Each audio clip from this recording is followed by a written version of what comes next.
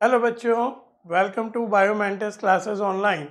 आज हम work power energy देखेंगे। क्लियर है? कॉपी पेन निकालिए, मेरे साथ करते चलिएगा। मेन चीज़ मैं आपको सारा कुछ बताऊंगा, सारे इंपॉर्टेंट न्यूमेरिकल्स कराऊंगा, बहुत ध्यान से। लिखिए वर्क, वर्क, वर्क। होता क्या है, किसी भी बॉडी को अगर हम धक्का दें यानी फोर्स लगाएं और बॉडी चलने लगे, चलना भी जरूरी है, फोर्स भी जरूरी है, तो कहा जाता है वर्क हुआ। बॉडी पे हमने धक्का लगाया और बॉडी चलने लगी तो कहा जाएगा कि वर्क हुआ। बस लेकिन एक शर्त है, शर्त यह है कि फोर्स और डिस्प्लेसमेंट के बीच में 90 डिग्री का एंगल ना हो। फोर्स और डिस्प्लेसमेंट के बीच में 90 डिग्री का एंगल ना हो। तो कंडीशन फॉर वर्क क्या होती है? कब कहा जाता है कि वर्क हुआ? ये फर्स्ट पॉइंट लिख रहे हैं, a force must be applied. Force लगाना जरूरी है। दूसरा, displacement in any direction, displacement in any direction, किसी भी डायरेक्शन में बॉडी चले except perpendicular to the direction of the force, except perpendicular to the direction of force. तो सबसे पहली हेडिंग डालना, पूरा लेसन हम शॉर्ट में करेंगे, जल्दी जल्दी बिना टाइम वेस्ट किए। फोर्स भी लगे और बॉडी में परपेंडिकुलर डायरेक्शन को छोड़कर किसी भी डायरेक्शन में डिस्प्लेसमेंट हो, तब कहा जाएगा कि वर्क हुआ। Force must be applied. दूसरा क्या लिखा है? Displacement in any direction except perpendicular to the direction of force. Clear है? आगे लिखेंगे expression of work. Second number डाल के लिखिए एक्सप्रेशन ऑफ वर्क। वर्क के फॉर्मूले क्या क्या हैं? वर्क के काफी सारे फॉर्मूले हैं। पहला तो है फोर्स इनटू डिस्प्लेसमेंट। पहला है वर्क का फॉर्मूला, फोर्स इनटू डिस्प्लेसमेंट। ये कब लगता है? जब फोर्स और डिस्प्लेसमेंट एक ही डायरेक्शन में हो। व्हेन फोर्स एंड डिस्प्लेसमेंट को ऐसे लिखते हैं, आर इन सेम डायरेक्शन। जब वर्क, फोर्स और डिस्प्लेसमेंट सेम डायरेक्शन में हो तो वर्क का फॉर्मूला होगा W is equal to F into S. W is equal to क्या होगा? F into S. लेकिन ये कब लगेगा? जब फोर्स और डिस्प्लेसमेंट सेम डायरेक्शन में हो, और सेम डायरेक्शन में ना हो तो फॉर्मूला लगता है work is equal to force into displacement in the direction of force. Displacement in the direction of force, इसको उल्टा भी लिख सकते हो कि force in the direction of displacement into displacement. अभी क्या लिखा है? Force into displacement in the direction of force. ये कब लगता है? When angle between F and S is theta. जबकि फोर्स और डिस्प्लेसमेंट के बीच में कितना हो? Angle theta. When angle between force and displacement is theta, when angle between F and S is theta, तो वर्क का फॉर्मूला क्या होता है? Force into displacement in the direction of force. तो वर्क का फॉर्मूला हो जाता है F S cos theta. Work का फॉर्मूला हो जाता है एफ एस कॉस थीटा। एक तो होता है एफ एस, एक होता है एफ एस कॉस थीटा। एक क्या होता है? एफ इंटू एस, एक क्या होता है? F into S cos theta. अब F into S cos theta को वेक्टर फॉर्म में क्या लिख सकते हैं? In vector form. ये बहुत इंपॉर्टेंट रिजल्ट आ रहा है, न्यूमेरिकल्स बनते हैं इस पे। In vector form W is equal to लिखेंगे एफ डॉट एस। याद रखिए, फोर्स और डिस्प्लेसमेंट का डॉट प्रोडक्ट वर्क कहलाता है। फोर्स और डिस्प्लेसमेंट का डॉट प्रोडक्ट वर्क कहलाता है। वर्क का एक और फॉर्मूला भी याद रखो, integral of F d x. यहाँ लिमिट लगा देते हैं x की x1 to x2। Work is equal to क्या होता है, integral of F d x. एक और फॉर्मूला वर्क का याद रखो, area under F x graph. Work is equal to, ये सब आपको याद होने चाहिए, area under force displacement graph, F S graph. F S graph से घिरा एरिया भी हमें वर्क बताता है। तो ये सारे कुछ फॉर्मूले हैं वर्क के, याद कीजिए। कौन सा, एफ इंटू एस, वो कब लगेगा, जब फोर्स और डिस्प्लेसमेंट सेम डायरेक्शन में हो। या फिर लगेगा F into S into cos theta, ये कब लगेगा, जब एफ और एस के बीच का एंगल कितना हो, थीटा हो। एफ एस कॉस थीटा को वेक्टर फॉर्म में क्या लिखा जा सकता है, F dot S. F S cos theta को वेक्टर फॉर्म में क्या लिख सकते हैं, एफ डॉट एस। लिमिट के फॉर्म में वर्क कैसे निकाल सकते हैं, integral of F d x. और ग्राफिकल वर्क कैसे निकाल सकते हैं, area under F S graph. Graphical work कैसे निकाल सकते हैं, area under F S graph. Graphical work कैसे निकाल सकते हैं, area under F S graph. तीसरा पॉइंट लिख लो, work is a scalar quantity, याद रखो, and it may be positive, negative और जीरो। तो पॉजिटिव वर्क कब आता है, जबकि फोर्स और डिस्प्लेसमेंट के बीच में बनने वाला एंगल जीरो से बड़ा हो और 90 से छोटा हो, इसमें इक्वल टू का साइन नहीं लगेगा। जब थीटा वर्क, जबकि फोर्स और डिस्प्लेसमेंट के बीच में बनने वाला एंगल 0 और 90 के बीच हो, तो पॉजिटिव वर्क आता है। जीरो वर्क कब आता है, जबकि एंगल की वैल्यू 90 डिग्री हो। ये एंगल किसके किसके बीच में है, फोर्स और डिस्प्लेसमेंट के बीच में। जीरो वर्क कब आता है, जबकि फोर्स और डिस्प्लेसमेंट के बीच में बनने वाला एंगल 90 हो। और नेगेटिव वर्क कब आता है, नेगेटिव वर्क कब आता है, जबकि एंगल जो हो 90 डिग्री से बड़ा हो, 90 और 180 के बीच में हो। 180 भी होगा तो भी नेगेटिव वर्क आएगा।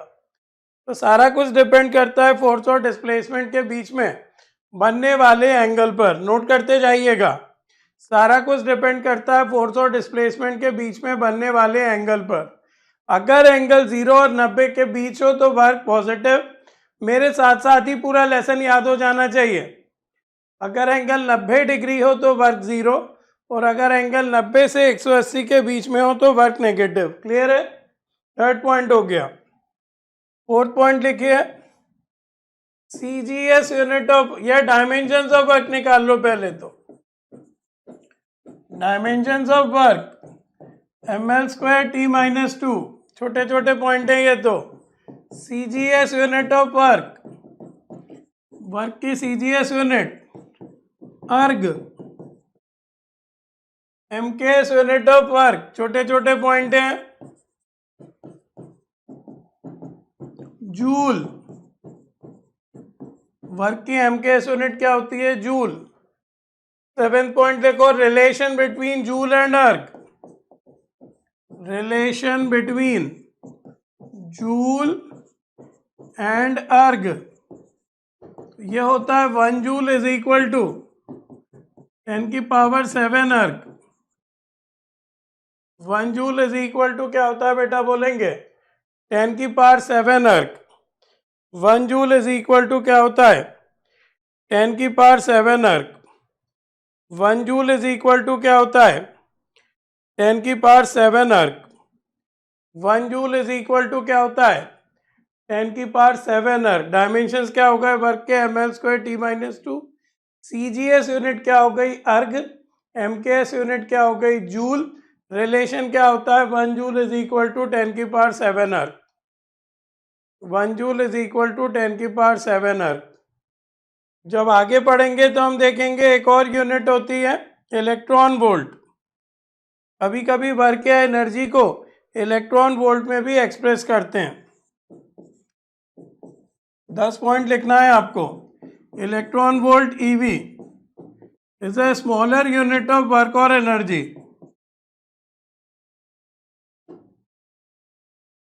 यूनिट ऑफ वर्क और एनर्जी, तो 1 EV इक्वल टू लिख लो, ये बहुत लगता है मॉडर्न फिजिक्स में, आप जानते हो, इलेक्ट्रॉन के चार्ज के बराबर 1.6 इंटू 10 की power minus of 19 joule. 1 EV is equal to 1.6 into 10 की power minus 19 joule. Dimensions of work कितना है, ml² T माइनस 2, माइनस में क्लियर कर देता हूँ।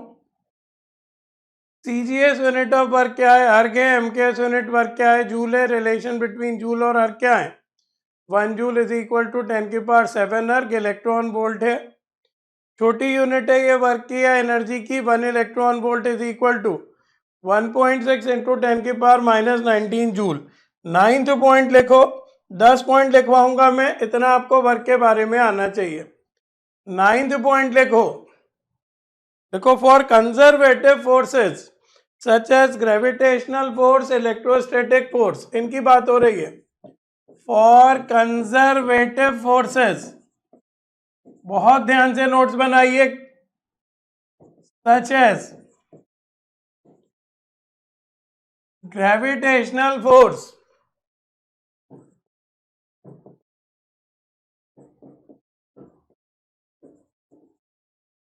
इलेक्ट्रोस्टैटिक फोर्स एक्सेट्रा, अगर कंजर्वेटिव फोर्सेस हैं तो फिर वर्क के बारे में आपको क्या याद रखना है, for conservative forces such as gravitational force, electrostatic force etcetera, तो लिखो work is independent of path और वर्क इज कंप्लीटली रिकवरेबल। दो इंपॉर्टेंट पॉइंट क्या याद रखना है, work is independent of path. Conservative forces के लिए वर्क पाथ पे डिपेंड नहीं करेगा।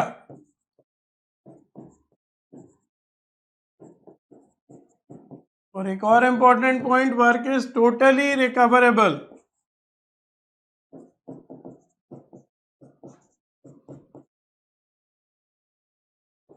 रिकवरेबल कंजर्वेटिव फोर्सेस के लिए याद रखो, वर्क पाथ पे डिपेंड नहीं करता है और कंप्लीटली रिकवरेबल होता है। आगे लिखो, for non conservative forces such as frictional force, viscous force etcetera, इसका उल्टा लिख लेंगे, for non conservative forces like frictional force, बहुत ध्यान से नोट्स बनाइएगा, विस्कस फोर्स एक्सेट्रा, अगर इस तरह के फोर्स लग रहे हो तो वर्क डिपेंड्स ऑन पाथ और कंप्लीटली रिकवरेबल नहीं होता है। वर्क डिपेंड्स ऑन पाथ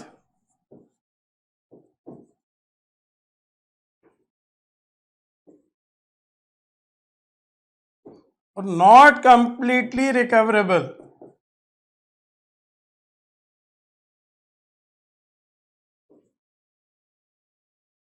थोड़ी थोड़ी देर में मैं पुराने फॉर्मूले रिवाइज कराता जाऊंगा। तो ये इंपॉर्टेंट थ्योरी है, ध्यान से लिखो। कंजर्वेटिव फोर्सेस अगर हैं, क्योंकि आपको सवाल ही नहीं आ जाएंगे 45, थ्योरी भी आएगी तो थोड़ी सी थ्योरी लिखते जाइए। कंजर्वेटिव फोर्सेस अगर हैं, जैसे इलेक्ट्रोस्टैटिक फोर्स, ग्रेविटेशनल फोर्स, ये सारे कुछ, तो वर्क पाथ पे डिपेंड नहीं करता और कंप्लीटली रिकवरेबल है। नॉन कंजर्वेटिव फोर्सेस हैं, जैसे frictional force, viscous force etcetera, work depend करता है पाथ पर और कंप्लीटली रिकवरेबल नहीं है, और कंप्लीटली रिकवरेबल नहीं है। क्लियर है? बहुत ध्यान से नोट कर लिया? तो एक शॉर्ट नोट्स दूं तो आपको याद रखना है, W बराबर F इंटू एस, W बराबर F into S into cos theta, W बराबर एफ डॉट एस, है ना। कोई भी टॉपिक कंप्लीट होगा तो लास्ट में एक पेज फॉर्मूलों के। W is equal to integral of, ये वेरिएबल फोर्स अगर है x1 टू x2, और W is equal to area under F x graph, area under force displacement graph. ये आपको वर्क के बारे में याद होना चाहिए, ये आपको वर्क के बारे में याद होना चाहिए। और वर्क को नॉर्मली हम किस में एक्सप्रेस करेंगे? जूल में। वर्क को हम नॉर्मली किस में एक्सप्रेस करेंगे? जूल में। बाकी कन्वर्जन फैक्टर मैंने बता दिया है। तो ये तो आपके दिमाग में बिल्कुल बैठ जाना चाहिए। एक बार और, W बराबर एफ इंटू एस, दूसरा F into S into cos theta, vector form में लिखें तो F dot S, integral form में लिखें तो W बराबर integral of F d x. Graphical work क्या होता है? Area under F x graph. Graphical work क्या होता है? Area under F x graph. Graphical work क्या होता है? Area under F x graph. Unit क्या होती है एसआई सिस्टम में वर्क की? जूल। यूनिट क्या होती है एसआई सिस्टम में वर्क की? जूल। यूनिट क्या होती है एसआई सिस्टम में वर्क की? जूल। यूनिट क्या होती है एसआई सिस्टम में वर्क की? जूल। क्लियर है?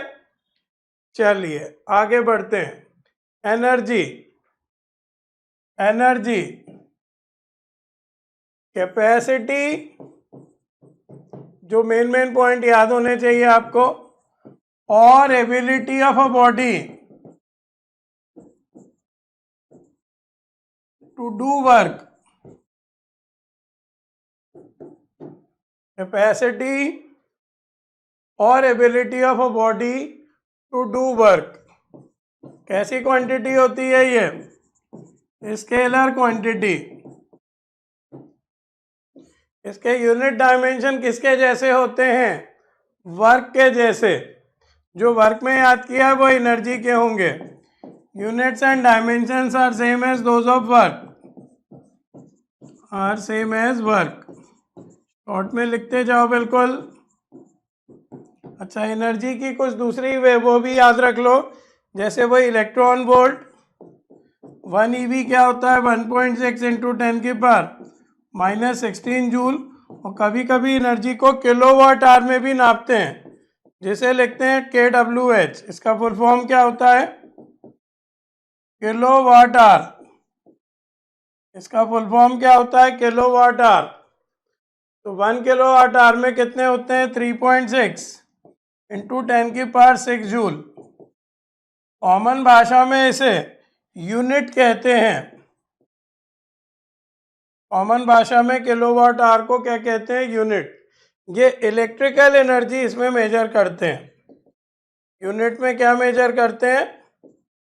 Electrical energy. यूनिट में क्या मेजर करते हैं बेटा? बोलेंगे इलेक्ट्रिकल एनर्जी। जल्दी से पढ़िए। एनर्जी यानी क्या? कैपेसिटी और ability of a body to do work.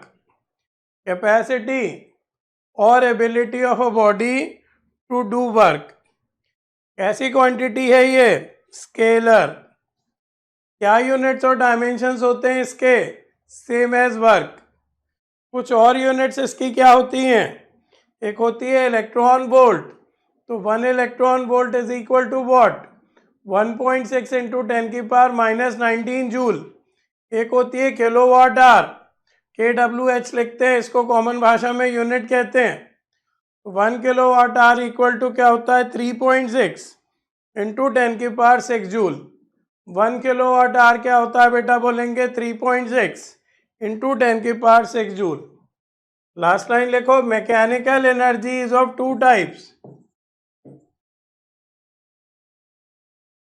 Mechanical energy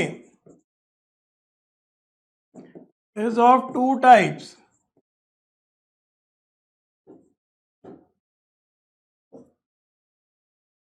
एक होती है काइनेटिक एनर्जी। पहले क्या पढ़ना है? काइनेटिक एनर्जी, या पहले पोटेंशियल एनर्जी पढ़ लो? पोटेंशियल एनर्जी,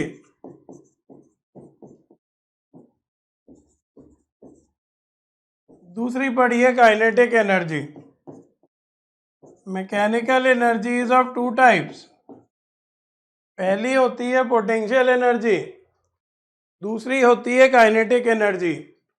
मैकेनिकल एनर्जी दो तरह की होती है, potential energy, kinetic energy. Mechanical energy दो तरह की होती है, potential energy, kinetic energy. Mechanical energy note करते जाइए, पूरा लेसन हमें याद करना है 1.5 घंटे में। Kinetic energy, potential energy. चलिए, पोटेंशियल एनर्जी की definition, energy possessed by the body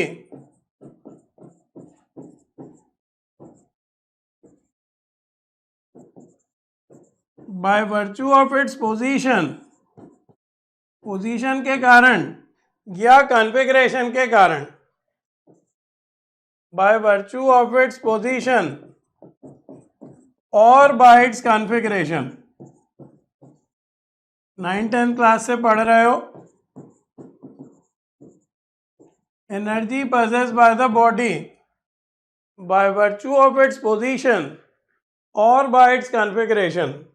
तो ग्रेविटेशनल पोटेंशियल एनर्जी का फॉर्मूला, ग्रेविटेशनल पोटेंशियल एनर्जी का फॉर्मूला सब जानते होंगे, mgh। ग्रेविटेशनल पोटेंशियल एनर्जी का formula mgh, gravitational potential energy का formula mgh, gravitational potential energy का formula mgh, gravitational potential energy का फॉर्मूला mgh। सबको याद होगा ग्रेविटेशनल पोटेंशियल एनर्जी का फॉर्मूला mgh। अब इसमें मैं क्या बता दूं, m मास होता है, सब जानते हो, g acceleration due to gravity होती है,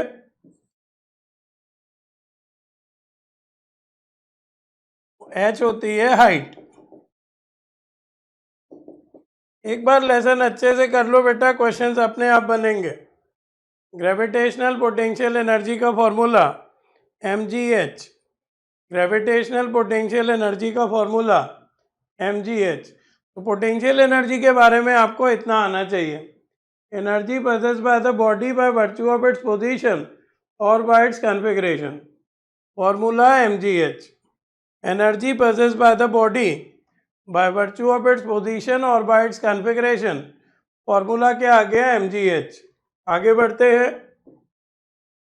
potential energy of a spring, अब स्प्रिंग में क्या होगा, कॉन्फ़िगरेशन के कारण स्प्रिंग स्ट्रेच होगी या स्प्रिंग को कंप्रेस करेंगे तो उसके पास पोटेंशियल एनर्जी आती है।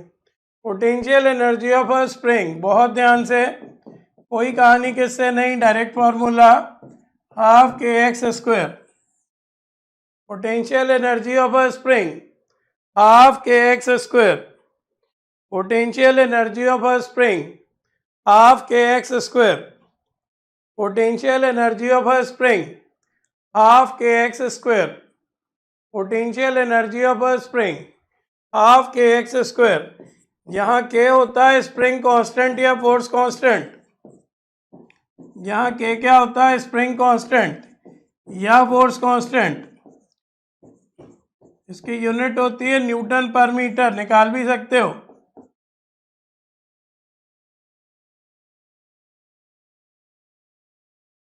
और x होता है displacement produced in a spring.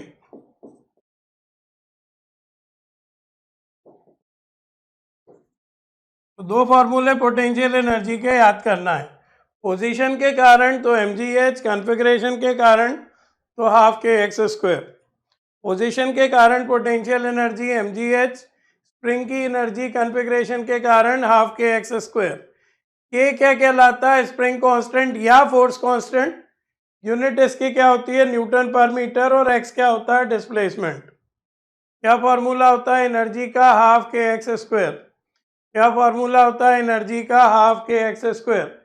के क्या कहलाता है, स्प्रिंग कांस्टेंट या फोर्स कांस्टेंट, और एक्स क्या कहलाता है, displacement produced in a spring. के क्या है, स्प्रिंग कांस्टेंट या फोर्स कांस्टेंट, और एक्स क्या है, displacement produced in a spring. के क्या है, स्प्रिंग कांस्टेंट या फोर्स कांस्टेंट, और एक्स क्या है, displacement produced in a spring.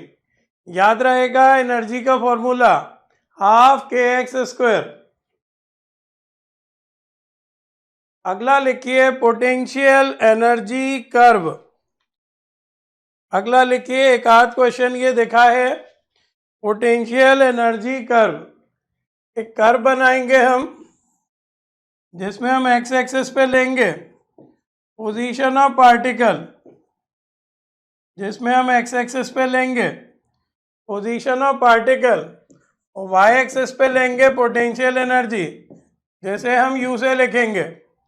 Y axis पे लेंगे पोटेंशियल एनर्जी, जिसे हम यू से लिखेंगे। तो मान लो ग्राफ ऐसा आया है, मान लो यह ग्राफ ऐसा आया है, तो हम एक तो बात करेंगे ए की, जहाँ नीचे जा रहा है ग्राफ, एक बिल्कुल बी की बात करेंगे, एक बिल्कुल बी की बात करेंगे, एक सी की बात करेंगे, मेन पॉइंट ले रहा हूं मैं, एक डी की बात करेंगे, एक ई की बात करेंगे। Potential energy curve, potential energy curve, potential energy curve कुछ इस तरह का कर्व है। तो कई पॉइंट्स पर हम ग्राफ के नेचर को समझेंगे, कई पॉइंट्स पर हम ग्राफ के नेचर को समझेंगे। पॉइंट ए पर, पॉइंट बी पर, पॉइंट सी पर, पॉइंट डी पर, पॉइंट डी पर, ये 5 पॉइंट पे ग्राफ के नेचर को समझो। 5 पॉइंट पे ग्राफ के नेचर को समझो।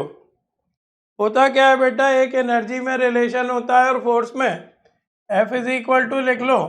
इस पे बहुत सवाल आए हैं, minus D u by d x. Potential energy को x के टर्म में डिफ्रेंशिएट करके नेगेटिव लगा दो तो फोर्स आ जाता है। अच्छा, D u by d x क्या है, ध्यान से देखो, स्लोप ऑफ द कर्व भी है, ध्यान रखना। इस ग्राफ की यदि मैं स्लोप निकालूं तो कितनी है, अच्छा अलग से लिख देता हूँ, ये तो एक फॉर्मूला याद रखना, और साथ में ये भी याद रखो कि ये D u by d x क्या है, स्लोप ऑफ द कर्व है। तो बस इतना अगर आपको पता है तो काम चल जाएगा। D u by d x क्या है बेटा, बोलेंगे स्लोप ऑफ द कर्व है। D u by d x क्या है, स्लोप ऑफ द कर्व है। तो पॉइंट ए की बात करूं तो दूसरा पेन ले लेता हूं मैं। पॉइंट ए की बात करूं और टेंजेंट ड्रॉ करूं तो टेंजेंट देखो कुछ ऐसा आ रहा है, नीचे की तरफ आ रहा है ना। तो ये एक्स एक्सिस से बड़ा एंगल बनाएगा। अच्छे से मैं बना नहीं पाया टेंजेंट, ये मैं रब कर रहा हूं।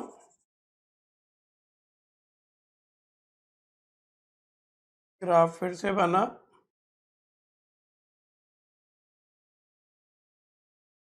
ए पॉइंट है, यहां मैंने टेंजेंट ड्रॉ किया। तो जो भी टेंजेंट है अगर मैं इसे नीचे तक ले जाऊं, बाकी समझ में तो इतना ही सही आ जाना था। तो ये देखो, ये एंगल जो बनेगा ये 90 से बड़ा दिख रहा है, यानी ए पॉइंट पे स्लोप नेगेटिव है। ए पॉइंट पे स्लोप नेगेटिव है, ए पॉइंट पे स्लोप नेगेटिव है, दिख रहा हो तो हमें ए पॉइंट की बात करना है। कैसे पता चला नेगेटिव है, ये देखो एंगल 90 से बड़ा दिख रहा होगा, ये एंगल 90 डिग्री से बड़ा दिख रहा होगा, यानी नेगेटिव स्लोप। तो क्या लिख रहा है देखो, एट पॉइंट ए, बहुत ध्यान से ग्राफिकल क्वेश्चंस आए हैं।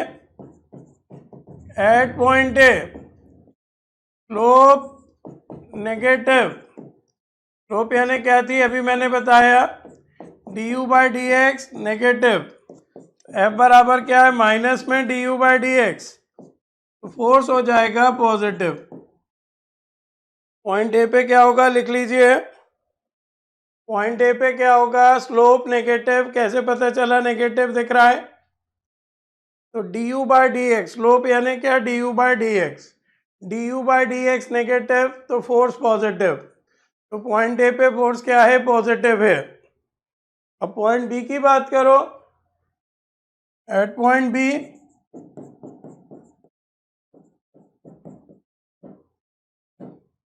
पॉइंट बी पे तो देखो, पॉइंट बी तो बिल्कुल बॉटम पॉइंट है, पॉइंट बी तो बिल्कुल नीचे का पॉइंट है।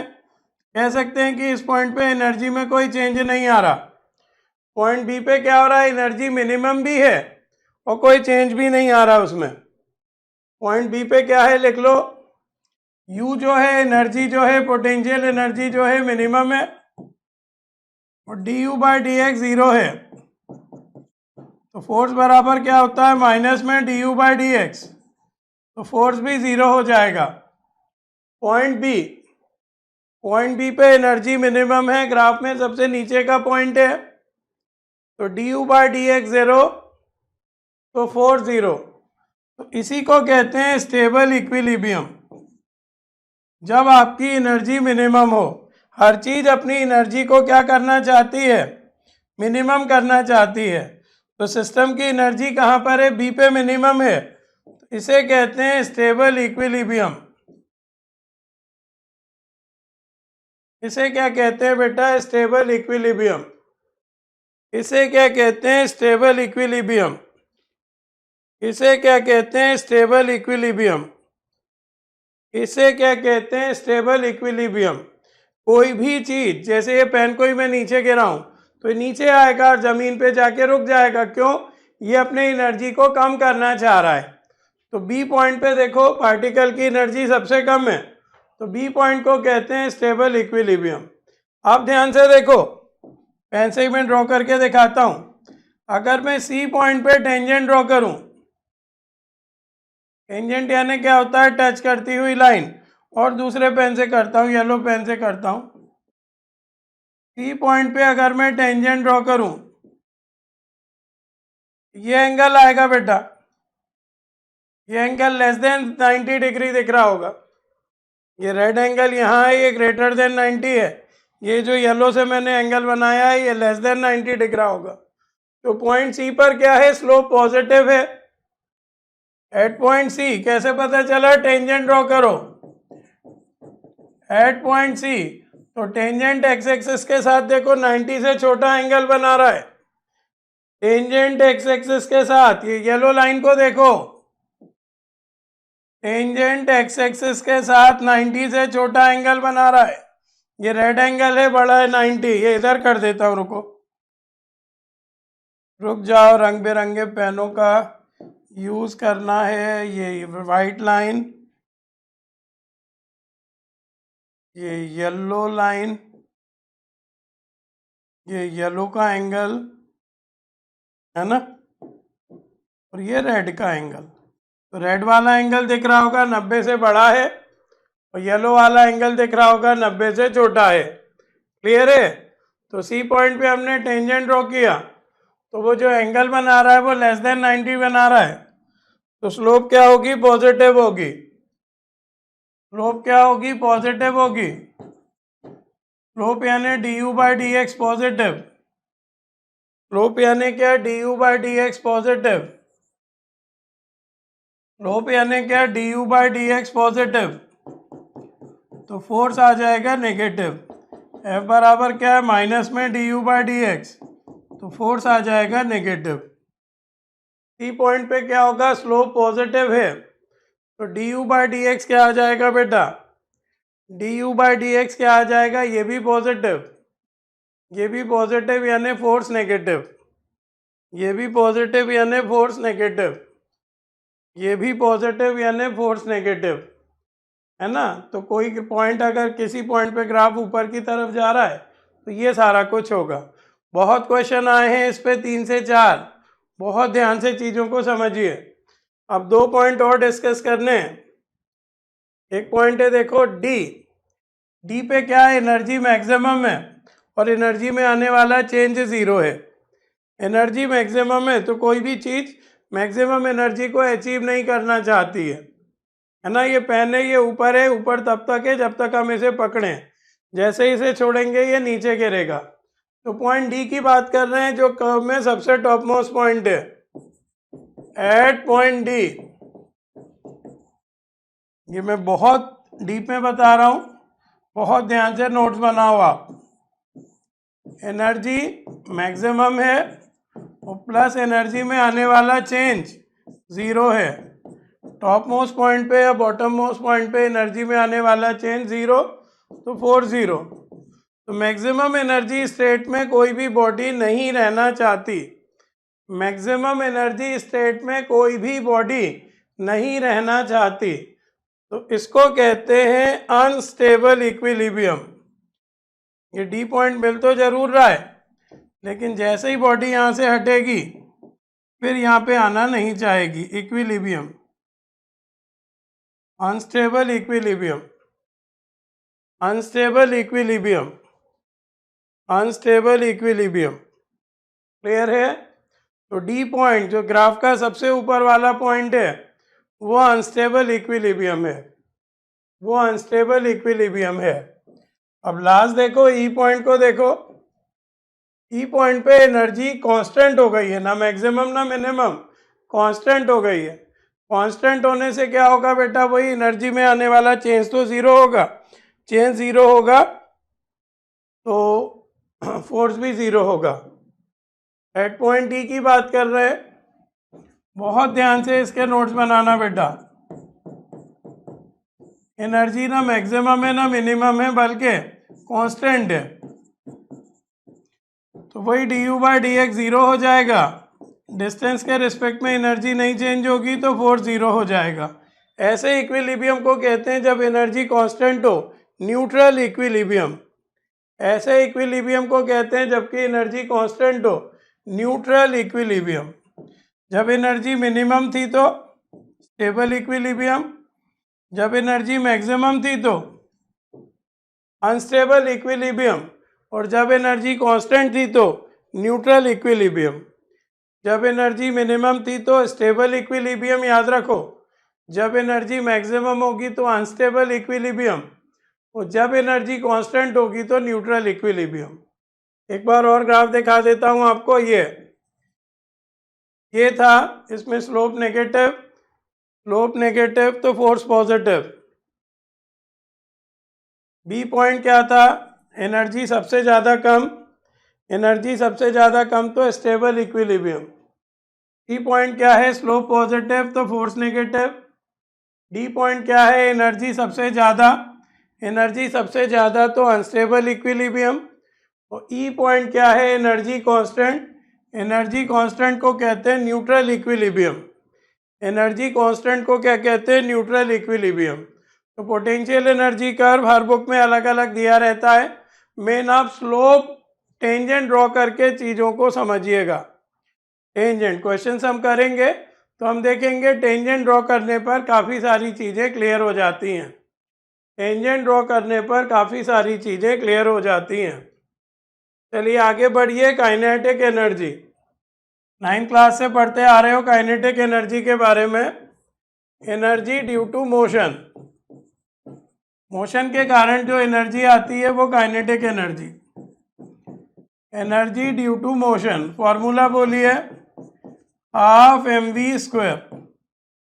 फॉर्मूला बोलिए half M we square, formula बोलिए हाफ एम वी स्क्वायर।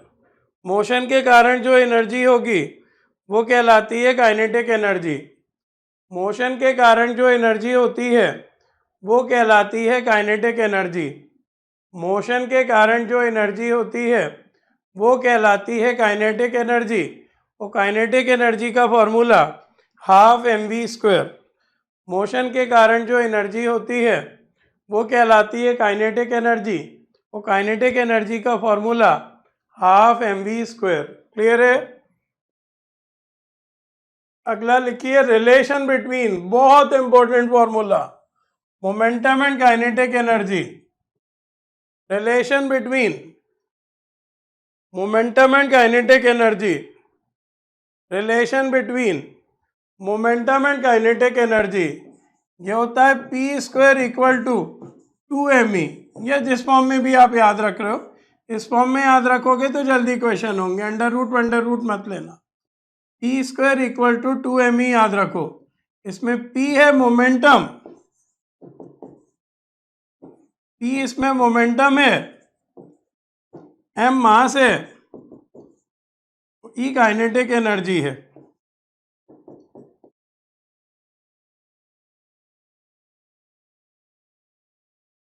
क्या फॉर्मूला होता है बेटा बोलेंगे? P square equal to 2 me। क्या फॉर्मूला होता है बेटा बोलेंगे? P square equal to 2 me। क्या फॉर्मूला होता है बेटा बोलेंगे? P square equal to 2 me। P यहाँ पर मोमेंटम है, एम यहाँ पर मास है और ई यहाँ पर काइनेटिक एनर्जी है। पी मोमेंटम, एम मास और E kinetic energy. P momentum, M mass और ई काइनेटिक एनर्जी। तो ये रिलेशन है मोमेंटम और काइनेटिक एनर्जी के बीच का। P square is equal to 2me। याद रहेगा? चलिए आगे बढ़ते हैं।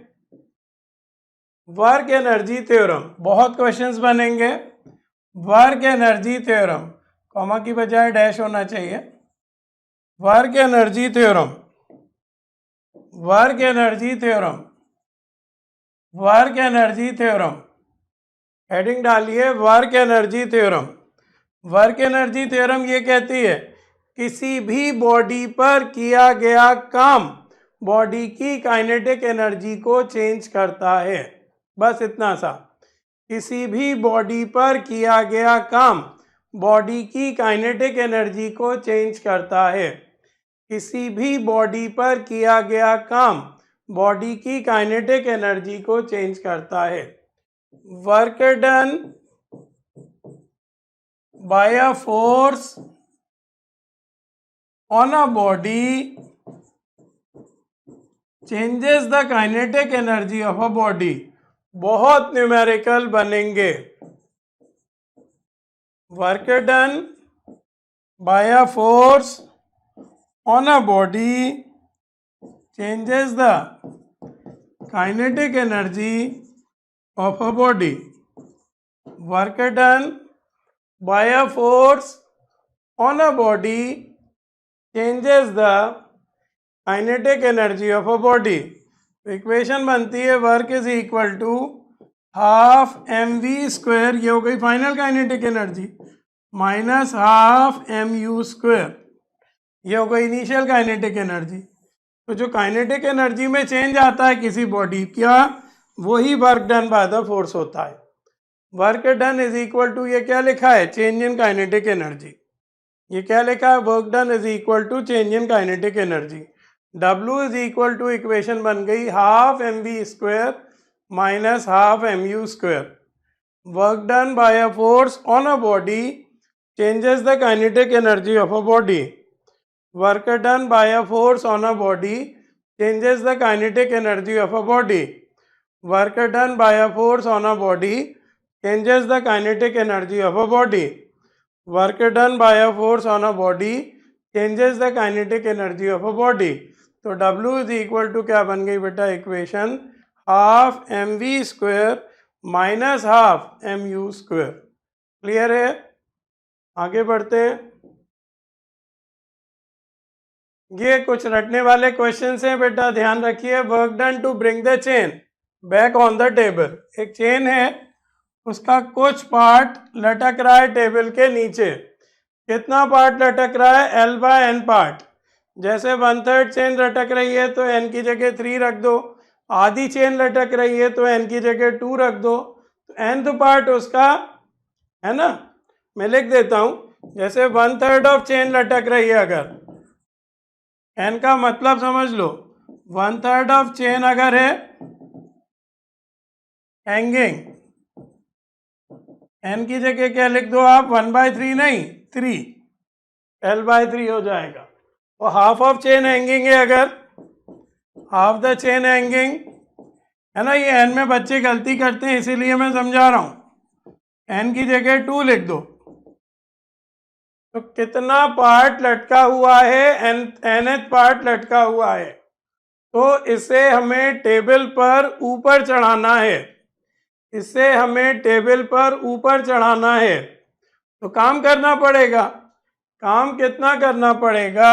mgL/4 2n²। याद रखिए काम कितना करना पड़ेगा, mgl/2n²। काम कितना करना पड़ेगा इस लटकी हुई चेन को टेबल के ऊपर चढ़ाने में, mgl/2n²। लटकी हुई चेन को ऊपर चढ़ाने में कितना काम करना पड़ेगा, mgl/2n²। लटकी हुई चेन को ऊपर चढ़ाने में कितना काम करना पड़ेगा, mgl/2n²। लटकी हुई चेन को ऊपर चढ़ाने में कितना काम करना पड़ेगा, पूरा याद करते हुए आगे बढ़ना है। लटकी हुई चेन को ऊपर चढ़ाने में कितना काम करना पड़ेगा, mgl/2n²। याद रहेगा mgl/2n²। अगला है velocity of chain by leaving the table. हो सकता है कि चेन टेबल के नीचे फ्री फॉल करने लगे, लटका हुआ वेट ज़्यादा हो जाए और अपने वेट के कारण चेन जो है नीचे गिरने लगे, तो ये वेलोसिटी से चेन नीचे गिरेगी। ये आपको याद रखना है। ये पहला formula v is equal to √GL bracket में 1 - 1/n²। किस वेलोसिटी से चेन टेबल से नीचे गिरेगी, √GL ब्रैकेट में 1 - 1/n²। n वही है हैंग पार्ट, कितना पार्ट लटका हुआ है। किस वेलोसिटी से चेन टेबल के नीचे गिरेगी, √GL ब्रैकेट में 1 - 1/n²। अब क्या है, ध्यान से सुनना, बहुत ध्यान से। अगर हम लटकी हुई लेंथ को, है ना, हैंगिंग लेंथ को हम स्मॉल एल नाम दें, बहुत इंपॉर्टेंट, ये सेकंड फॉर्मूला बी फॉर्मूला एक्सप्लेन कर रहा हूं मैं। हैंगिंग लेंथ को हम स्मॉल एल नाम दें और टोटल लेंथ को हम कैपिटल एल नाम दें चेन की। जो चेन लटक रही है वो छोटी एल और चेन की ओवरऑल लेंथ कैपिटल एल। तो small L by capital L का रेशो होगा μ/μ+1 के इक्वल। ये कम बुक्स में ये फॉर्मूला मिलता है, ध्यान से। Small L by capital L का रेशो होगा, ये फ्रिक्शन में भी आपको लग सकता है, ध्यान रखो, μ/μ+1। यहाँ म्यू क्या है, कोफिशिएंट ऑफ फ्रिक्शन। म्यू यहाँ पर क्या है, कोफिशिएंट ऑफ फ्रिक्शन। म्यू यहाँ पर क्या है, कोफिशिएंट ऑफ फ्रिक्शन। तो ये हैंगिंग चेन के फॉर्मूले याद रखिएगा, एक तो उसका वर्क का, एक वेलोसिटी का, और एक लेंथ रेशो जो होता है वो μ/μ+1 होता है। Small L by capital L is equal to μ/μ+1। Small L by capital L is equal to μ/μ+1। Small L by capital L is equal to what, μ/μ+1। छोटा एल यानी क्या, चेन का वो पार्ट जो लटका हुआ है, वो कैपिटल एल यानी क्या, चेन की टोटल लेंथ। तो small L by capital L कितना हो गया, μ/μ+1। Small L by capital L, बहुत ध्यान से, μ/μ+1। चलिए आगे बढ़ते हैं। Stopping of vehicles by retarding force. कुछ गाड़ियां हैं जो चल रही हैं, तो उन्हें ब्रेक लगा के हमें रोकना है। गाड़ियां चल रही हैं, उन्हें हमें ब्रेक लगा के रोकना है। तो रेशियो ऑफ स्टॉपिंग डिस्टेंसेस क्या होगा, काइनेटिक एनर्जी के रेशियो में उनके। रेशियो ऑफ स्टॉपिंग डिस्टेंसेस, फॉर्मूले याद रखिएगा इसके, और बाकी ऐसा है ना भी याद हो तो बेसिक से सवाल हो जाते हैं। x1/x2 का रेशियो क्या है, हाफ m1v1² को डिवाइड कर दो हाफ m2v2² के, तो ये आ जाता है m1v1² बाय m2v2²। तो रेशियो ऑफ स्टॉपिंग डिस्टेंसेस किस रेशियो में होता है, काइनेटिक एनर्जी के रेशियो में। रेशियो ऑफ स्टॉपिंग डिस्टेंसेस किस रेशियो में होता है, काइनेटिक एनर्जी के रेशियो में। और ratio of time of stopping जो होता है वो होता है मोमेंटम के रेशियो में। याद रखिएगा ये, ratio of time of stopping, ratio of time of stopping T1 by T2 निकाल रहे हैं तो वो मोमेंटम के रेशियो में होता है m1v1 upon m2v2, ratio of time of stopping. तो ये दो फॉर्मूले याद रख लो। दो अलग अलग गाड़ियां चल रही हैं, ब्रेक लगा के उन्हें रोकना है, तो उनका डिस्टेंस रेशियो किसके इक्वल होगा? काइनेटिक एनर्जी के रेशियो में। और उनका टाइम रेशियो किसके इक्वल होगा? मोमेंटम के रेशियो में। उनका डिस्टेंस रेशियो किसके इक्वल होगा? काइनेटिक एनर्जी के रेशियो में। और उनका टाइम रेशियो किसके इक्वल होगा? मोमेंटम के रेशियो में। डिस्टेंस रेशियो किसके इक्वल होगा? काइनेटिक एनर्जी के रेशियो में। और टाइम रेशियो किसके इक्वल होगा? मोमेंटम के रेशियो में। याद रखिएगा, गाड़ियां चल रही हैं, उन्हें ब्रेक लगा के रोकना है, तो जो डिस्टेंस रेशियो होगा वो किस रेशियो में होगा? याद करो बेटा, है ना, ये पेंडिंग वर्क नहीं है, अब एक दिन में एक लेसन करना है हमें। Distance ratio, kinetic energy ratio और टाइम रेशियो जो होगा वो मोमेंटम रेशियो के इक्वल होगा। क्लियर है? चलिए आगे बढ़ते हैं। पावर, पावर पढ़ रहे हैं, सब जानते हो कि 9-10 क्लास से पढ़ते आ रहे हो। पावर यानी क्या? Rate of doing work. Power यानी क्या? Rate of doing work. Power यानी क्या? Rate of doing work. Power का formula work upon time. Work को लिख सकते हैं F डॉट एस, है ना, अपॉन टाइम। वेक्टर फॉर्म में लिखा है F डॉट एस। अब क्या किया मैंने? S बाय टी को हटा दिया V से, S बाय टी को हटा दिया V से। तो एक फार्मूला ये भी होता है, ये कम बच्चों को याद रहता है, याद रखना। वर्क अपॉन टाइम तो सबको याद रहता है, फोर्स डॉट वेलोसिटी कम बच्चों को याद रहता है। वर्क बाय टाइम तो है ही है, फोर्स डॉट वेलोसिटी भी है। लिख देता हूं, power is the dot product of force and velocity. याद रखना, power is the dot product of force and velocity. Power is the dot product of force and velocity. Power is the dot product of force and velocity. Dimensions of power बताओ। Dimensions of power ml² T-3। SI unit of power बताओ। Watt. सब याद होना चाहिए आपको। SI unit of power watt. एक दिन में एक लेसन होगा आपका। SI unit of power what. अगला लिखो, one of the commercial unit of power is, one of the commercial unit of power is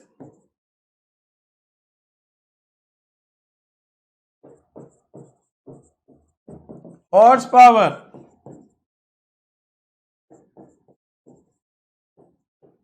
one of the commercial unit of power is horse power. तो 1 horse power equal to क्या होता है? 746 watt. 1 horse power equal to क्या होता है? 746 watt. 1 horse power equal to क्या होता है बेटा? बोलेंगे 746 वॉट। लास्ट पॉइंट याद रख लो, पावर भी स्केलर होता है। इस लेसन में हमने 3 चीजें पढ़ी, वर्क, एनर्जी और पावर। तीनों स्केलर होते हैं, वर्क भी स्केलर, एनर्जी भी स्केलर, पावर भी स्केलर। याद रखना, इस लेसन में तीनों स्केलर होते हैं, तीनों की डायरेक्शन नहीं होती। तो पावर के बारे में इतना आना चाहिए, पावर के बारे में इतना आना चाहिए। ध्यान से, पावर यानी क्या? Rate of doing work. Power का फॉर्मूला वर्क बाय टाइम तो होता ही होता है, साथ में क्या होता है? Force dot velocity. Dimensions of power ml² T-3। SI unit of power watt. One of the commercial unit of power is horsepower. 1 horsepower is 746 watt. Power कैसी क्वांटिटी होता है? पावर स्केलर क्वांटिटी होता है. क्लियर है? Collision बहुत important topic. Collision बहुत important topic. Collision इस पे एक ना एक न्यूमेरिकल आपको आएगा ही, ध्यान रखिए. तो दो चीजों का टकराना कहलाता है कोलिजन. तो कोलिजन में अगर चीजें फिजिकली टकरा जाएं तो वो तो हो ही जाएगी टक्कर, लेकिन अगर बिना टकराए एक का रास्ता दूसरे के कारण चेंज हो जाए तो फिजिक्स में इसे भी टक्कर कहा गया है. बहुत ध्यान से, बिना टकराए अगर एक बॉडी का रास्ता दूसरी बॉडी बदल दे तो ये भी कहलाएगी टक्कर. दो गाड़ियां आ रही हैं बेटा आमने सामने से, उनने ब्रेक लगा दी है एक दूसरे को देख के, ब्रेक लगा दिए, वो तो पास आई आई आई आई रुक गई, टकराई नहीं, लेकिन फिजिक्स में इसे भी टक्कर कहा जाएगा. तो फिजिक्स में क्या होती है टक्कर, किसे कहा जाता है? बॉडीज टकरा जाए तो टक्कर, और एक का रास्ता दूसरी बॉडी बदल दे तो वो भी टक्कर. क्लियर है? तो लिखो कोलिजन किसे कहते हैं? व्हेन टू बॉडीज, बहुत important, when two bodies either physically collide against each other, physically collide against each other,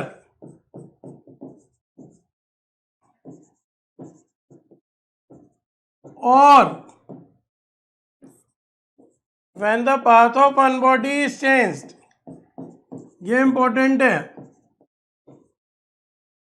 when the path of one body is changed by the influence of the other, by the influence of the other. क्या होता है बेटा? when two bodies either physically collide against each other or when the path of one body is changed by the influence of the other. in any collision, किसी भी तरह की टक्कर हो, किसी भी तरह की, मोमेंटम इज कंजर्व्ड, मोमेंटम नहीं बदलेगा. पूरा लिख देता हूं, द टोटल लीनियर मोमेंटम. कौन सा momentum? Linear momentum of a system is conserved. Conserved यानी जितना मोमेंटम पहला रहेगा उतना ही मोमेंटम बाद का रहेगा. ध्यान रखो, हम कई सारे फॉर्मूले लिखेंगे कोलिजन के, लेकिन कई सवाल ऐसे ही हो जाएंगे बिना फॉर्मूले को यूज किए. सिर्फ आप मोमेंटम कंजर्व कर दो. टक्कर से पहले का मोमेंटम बराबर टक्कर के बाद का मोमेंटम. तो कोलिजन पे बेस आधे से ज़्यादा न्यूमेरिकल इतने से ही हो जाएंगे. मैं लिख भी देता हूँ, बहुत इंपॉर्टेंट फॉर्मूला, कि total linear momentum of the system before collision, of the system before collision is equal to, क्या लिखेंगे? Total linear momentum of the system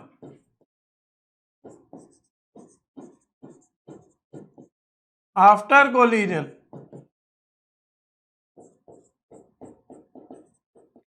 टक्कर से पहले का total momentum is equal to रहेगा टक्कर के बाद का टोटल मोमेंटम.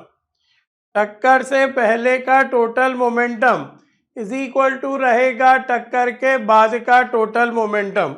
कोलिजन पे बेस 100% न्यूमेरिकल्स में मोमेंटम का कंसेप्ट लगेगा ही लगेगा. कोलिजन पे बेस किसी भी न्यूमेरिकल में मोमेंटम वाला कंसेप्ट लगेगा ही लगेगा. टक्कर से पहले total linear momentum is equal to टक्कर के बाद टोटल लीनियर मोमेंटम. टक्कर से पहले total linear momentum is equal to टक्कर के बाद टोटल लीनियर मोमेंटम. टक्कर से पहले total linear momentum is equal to टक्कर के बाद टोटल लीनियर मोमेंटम। क्लियर है? चलिए आगे लिखिए, काफी ज्यादा स्लाइड छोड़ दिए ये। आगे लिखिए टाइप्स ऑफ कोलिजन। कोलिजन 3 तरह का होता है, ध्यान रखो। पहला होता है परफेक्टली इलास्टिक कोलिजन।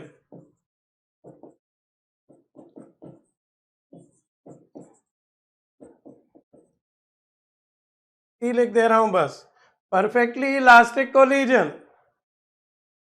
दूसरा होता है inelastic collision.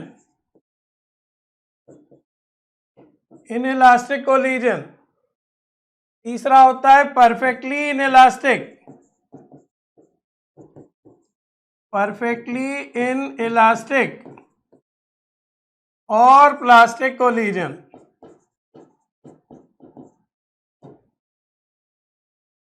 Perfectly elastic collision. दूसरा क्या होता है? Inelastic collision. तीसरा क्या होता है? परफेक्टली इन इलास्टिक या plastic collision. Perfectly elastic collision या इन इलास्टिक कोलिजन या परफेक्टली इन इलास्टिक या प्लास्टिक कोलिजन।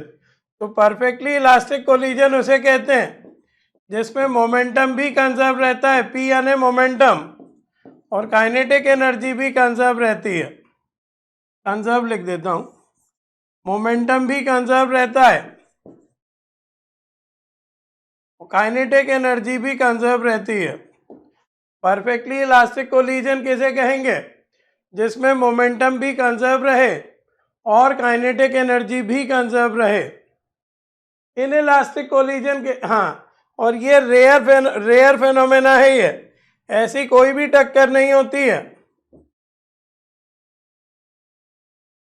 जिसमें काइनेटिक एनर्जी का लॉस ना हो, तो ये एक रेयर फेनोमेना है। परफेक्टली इलास्टिक कोलिजन में क्या होता है?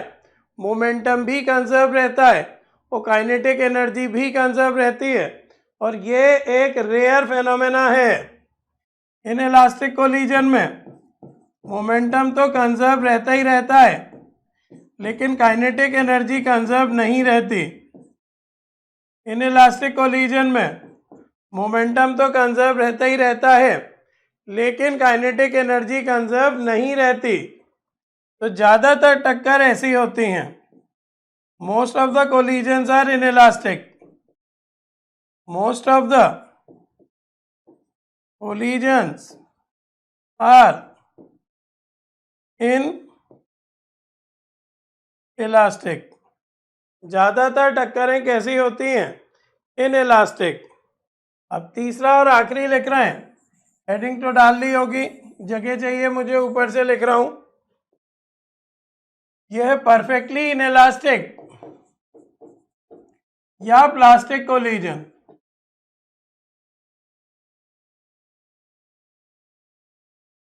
कौन सा है बेटा? ये परफेक्टली इन इलास्टिक या प्लास्टिक कोलिजन। क्या है बेटा? ये perfectly inelastic, perfectly elastic लिखा है, परफेक्टली इन इलास्टिक या प्लास्टिक कोलिजन।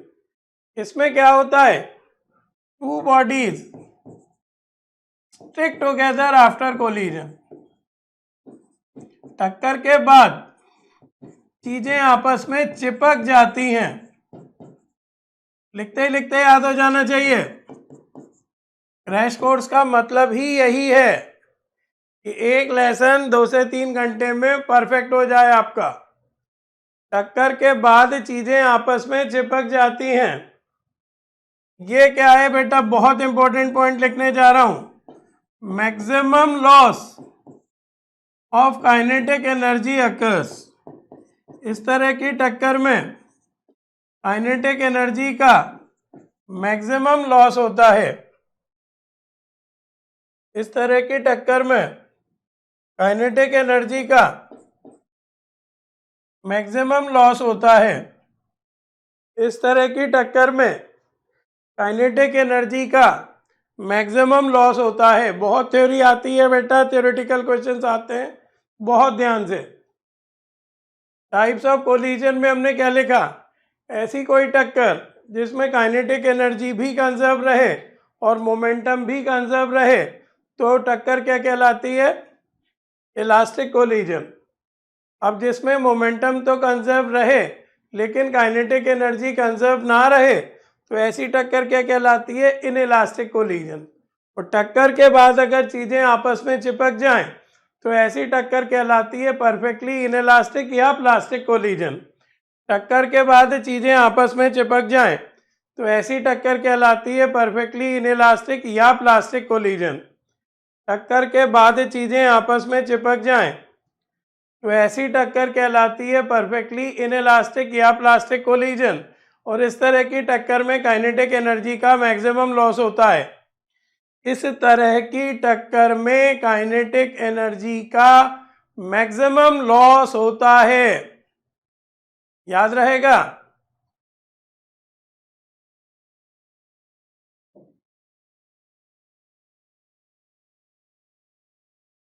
इस तरह की टक्कर में काइनेटिक एनर्जी का मैक्सिमम लॉस होता है। चलिए आगे बढ़ते हैं। हेडिंग डालिए one dimensional elastic collision. One dimensional collision मतलब होता है बेटा, इसमें टक्कर से पहले और टक्कर के बाद चीज़ें एक ही स्ट्रेट लाइन में मूव करेंगी। वन डायमेंशनल कोलिजन है, ऐसी टक्कर होती नहीं है। आइडियल है कि टक्कर से पहले और टक्कर के बाद चीज़ें एक ही डायरेक्शन में मूव करती हैं। कोलाइडिंग बॉडीज मूव, एक आध इक्वेशन भी बना दूं, along the same straight line path, same straight line path before and after collision। थोड़ा सा मैं करके भी दिखाऊंगा। इसमें टक्कर से पहले और टक्कर के बाद चीजें एक ही स्ट्रेट लाइन में मूव करती हैं। इसमें टक्कर से पहले और टक्कर के बाद चीजें एक ही स्ट्रेट लाइन में मूव करती हैं। टक्कर से पहले और टक्कर के बाद चीजें एक ही स्ट्रेट लाइन में मूव करती हैं। देखो ये मास है m1, ये u1 की वेलोसिटी से मूव कर रहा है। ये कोई मास है m2, ये u2 की वेलोसिटी से मूव कर रहा है। मान लिया कि पीछे की बॉडी तेज है और दोनों एक ही स्ट्रेट लाइन में है तो इनमें टक्कर हो जाएगी। टक्कर के बाद क्या हुआ, जो पहला मास है वो v1 की स्पीड से चलने लगा और जो दूसरा मास है वो v2 की स्पीड से चलने लगा। तो ये कब की स्थिति है, बिफोर कोलिजन। बहुत ध्यान से नोट्स बनाइएगा। और ये कब की स्थिति है, after collision.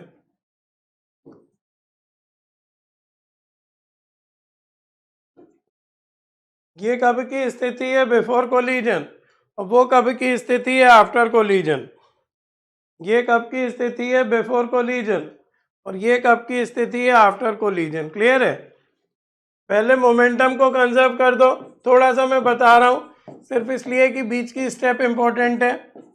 m1 u1 plus m2 u2 is equal to m1 v1 plus m2 v2।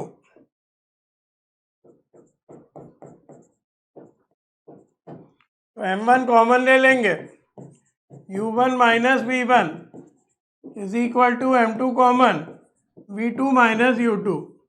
ये बन जाएगी first equation.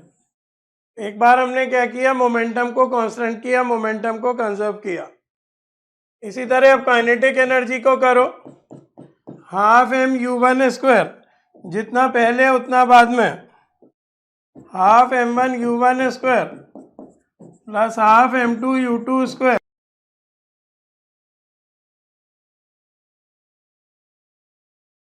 Is equal to half m1 v1 square plus half m2 v2 square. Clear है बेटा। Half m1 v1 square plus half m2 u2 square is equal to half m1 v1 square plus half m2 v2 square. ये equation बन गई। m1 common ले लेंगे, u1 square minus v1 square is equal to m2 v2 square minus u2 square. m1 common ले लो, u1 minus v1 into u1 plus v1 is equal to m2। अभी समझ में आएगा आपको, v2 minus u2 v2 plus u2।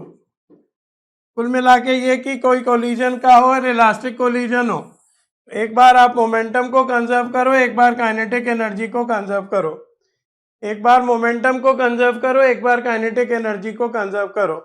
तो momentum को conserve करोगे तो ये इक्वेशन बनेगी, काइनेटिक एनर्जी को कंजर्व करोगे तो ये इक्वेशन बनेगी। अब सेकंड को फर्स्ट से डिवाइड कर दो तो ये दो टर्म कट जाएंगी, ये दो टर्म कट जाएंगी।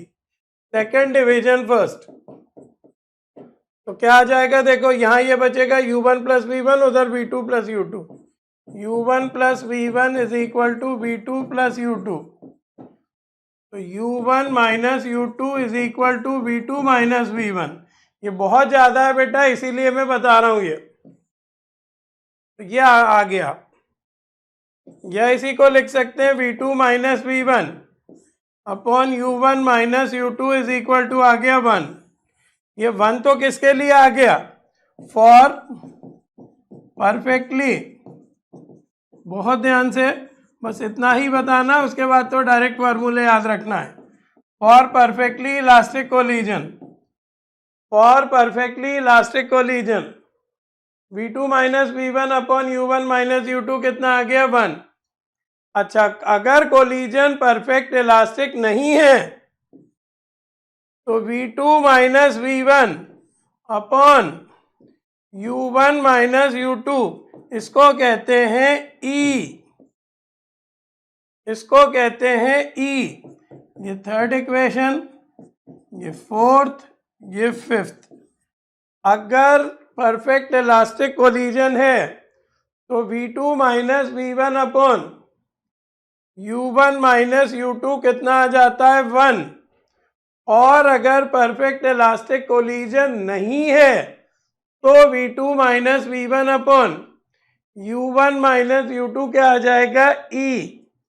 E कहलाता है कोफिशिएंट ऑफ रिस्टिट्यूशन। ये चीजों को टफ बनाता है थोड़ा। अगर हम इसको कंसीडर करते हैं तो फॉर्मूले थोड़े और कॉम्प्लेक्स बन जाते हैं। E कहलाया कोफिशिएंट ऑफ रिस्टिट्यूशन।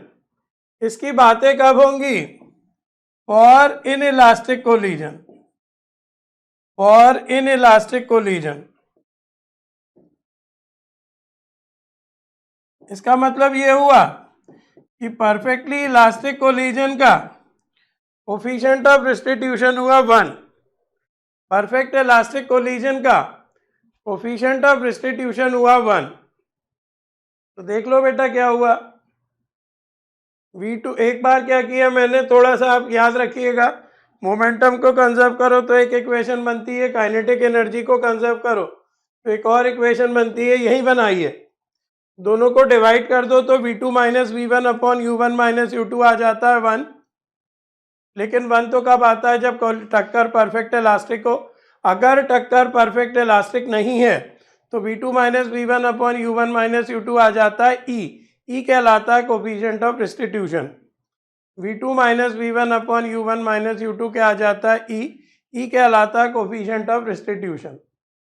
अब कई फॉर्मूले इधर देखो, अब हम ये निकालने में इंटरेस्टेड है कि टक्कर के बाद ये जो पहला मास है ये किस वेलोसिटी से चला, और टक्कर के बाद ये जो दूसरा मास है ये किस वेलोसिटी से चला।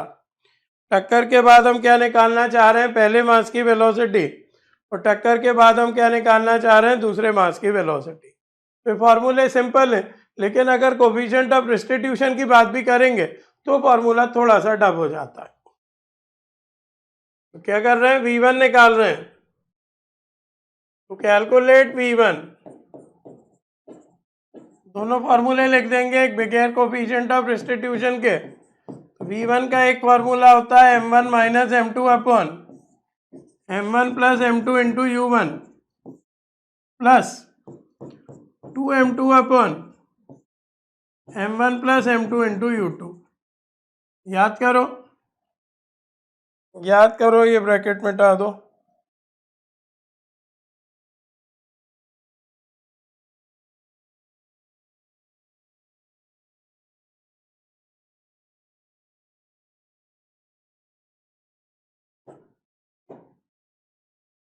ये तो तब की बात है जब टक्कर परफेक्ट इलास्टिक हो।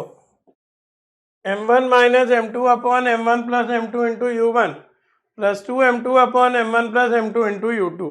लेकिन अगर हम कोफिशिएंट ऑफ रिस्टिट्यूशन को भी कंसीडर कर रहे हो तो ये फॉर्मूला होता है m1 माइनस m2 की जगह em2 upon m1 plus m2 into u1 plus 2m2 की जगह होता है 1 plus em2 upon m1 plus m2 into u2। क्या होता है अगर हम कोफिशिएंट ऑफ रिस्टिट्यूशन को भी कंसीडर कर रहे हो तो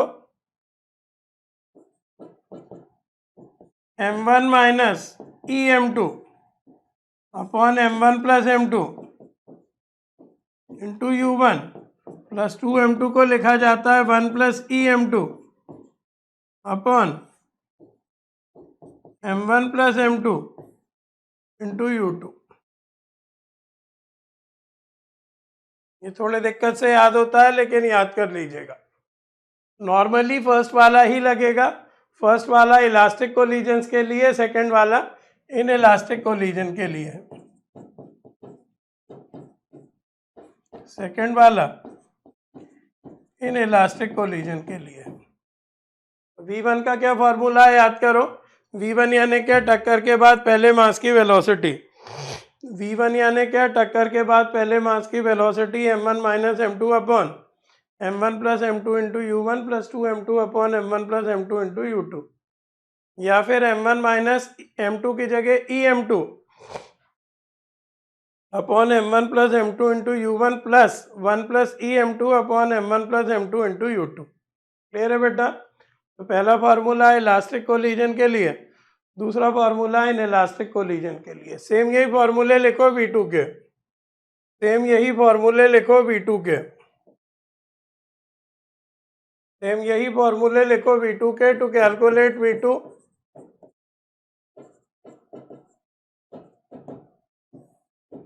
v2 का फॉर्मूला है 2m1 अपॉन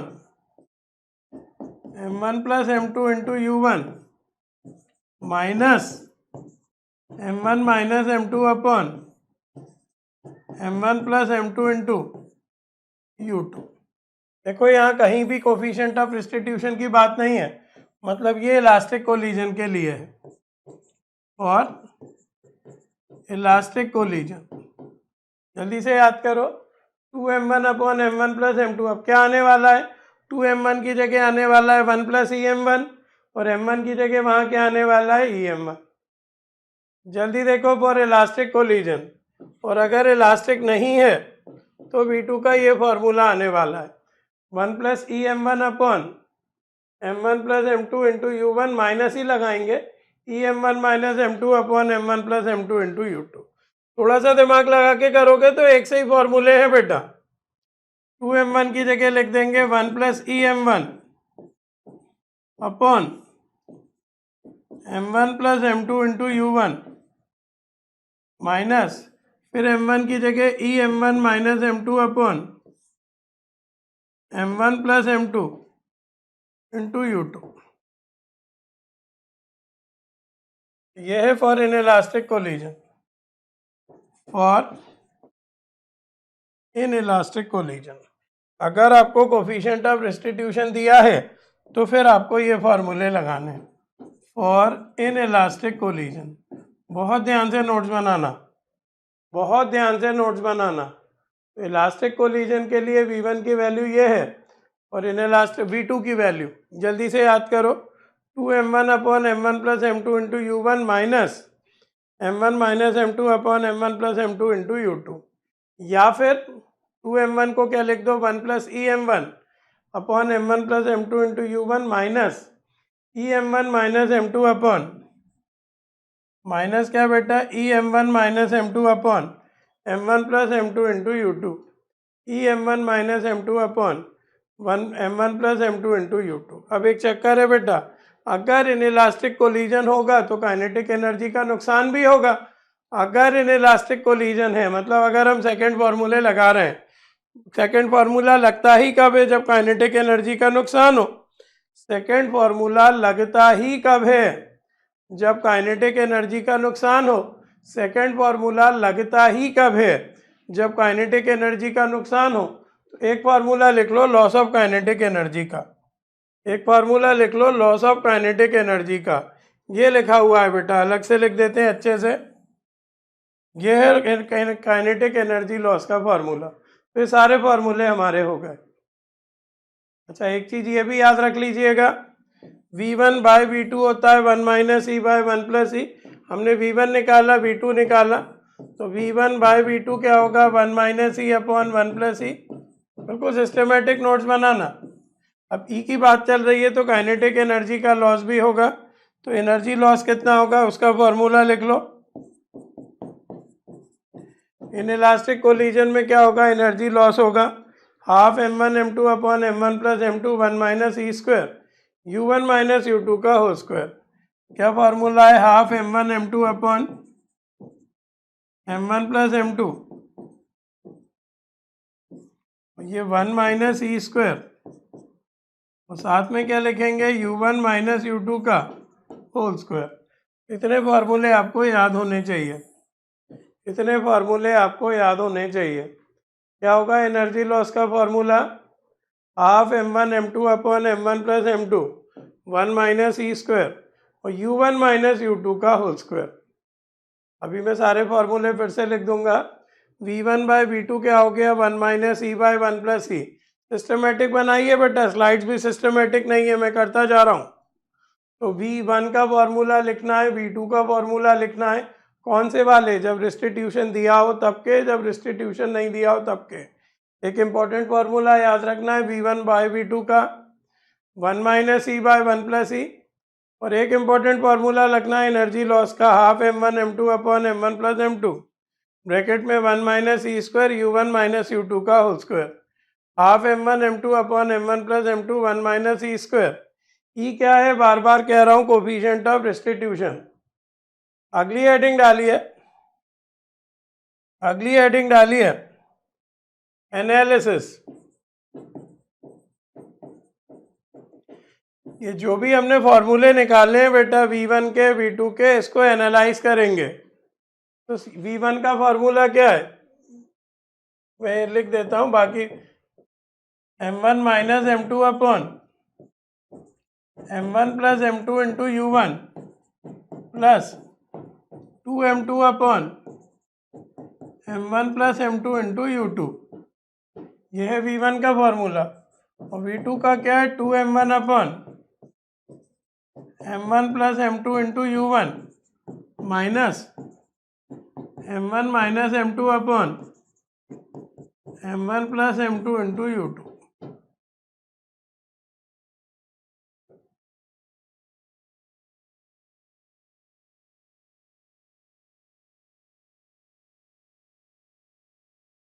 ये v1, ये v2।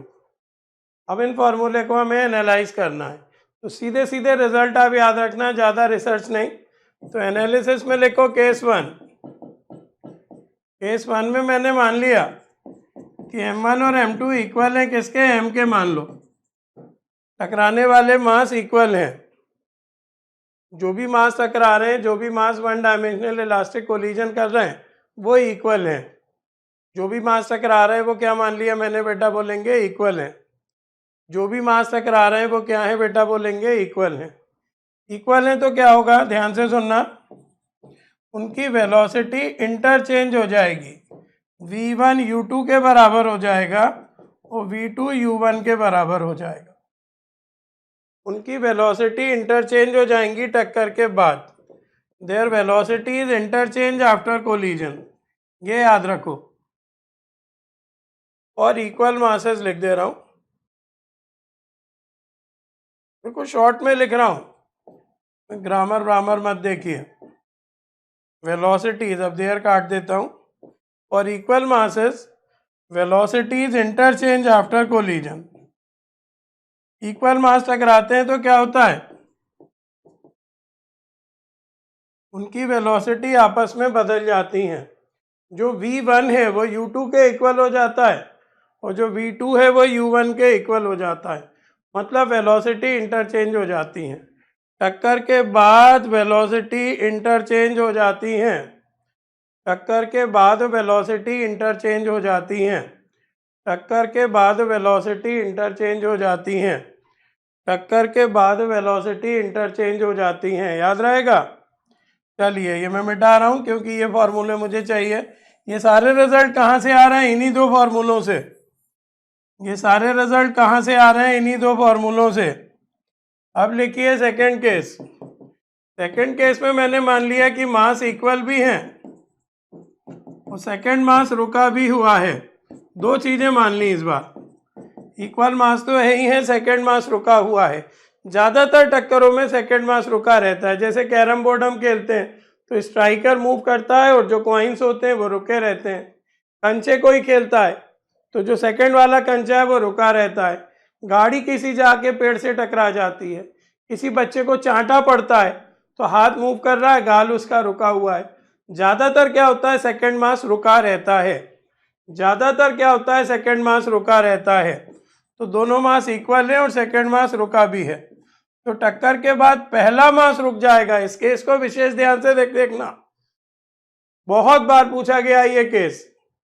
टक्कर के बाद क्या होगा? पहला मास रुक जाएगा और दूसरा मास चलेगा किस वेलोसिटी से? पहले वाले की वेलोसिटी से।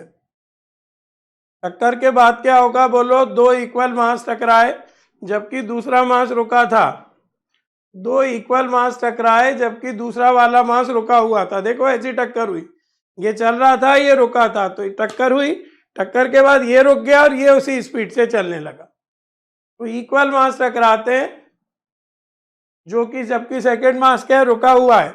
तो टक्कर के बाद क्या होता है? पहला मास रुक जाता है और दूसरा मास पहले वाले की वेलोसिटी से चलने लगता है। तो ध्यान से सुनना, इसमें हुआ क्या? इसमें क्या हुआ? पहले मास ने दूसरे मास को अपनी पूरी की पूरी एनर्जी दे दी, खुद रुक गया, मतलब पूरी एनर्जी दूसरे मास में ट्रांसफर कर दी। इस तरह की टक्कर में क्या हुआ बेटा? बोलेंगे पहले मास ने दूसरे मास को अपनी पूरी एनर्जी दे दी। तो इस स्टेट को कहते हैं मैक्सिमम एनर्जी ट्रांसफर स्टेट। क्या हुआ आफ्टर कोलिजन इस तरह की टक्कर में? बहुत ध्यान से। First mass comes to rest, पहला मास रुक गया, while second mass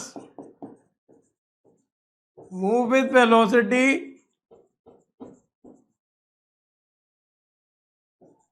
equal to the velocity of first mass।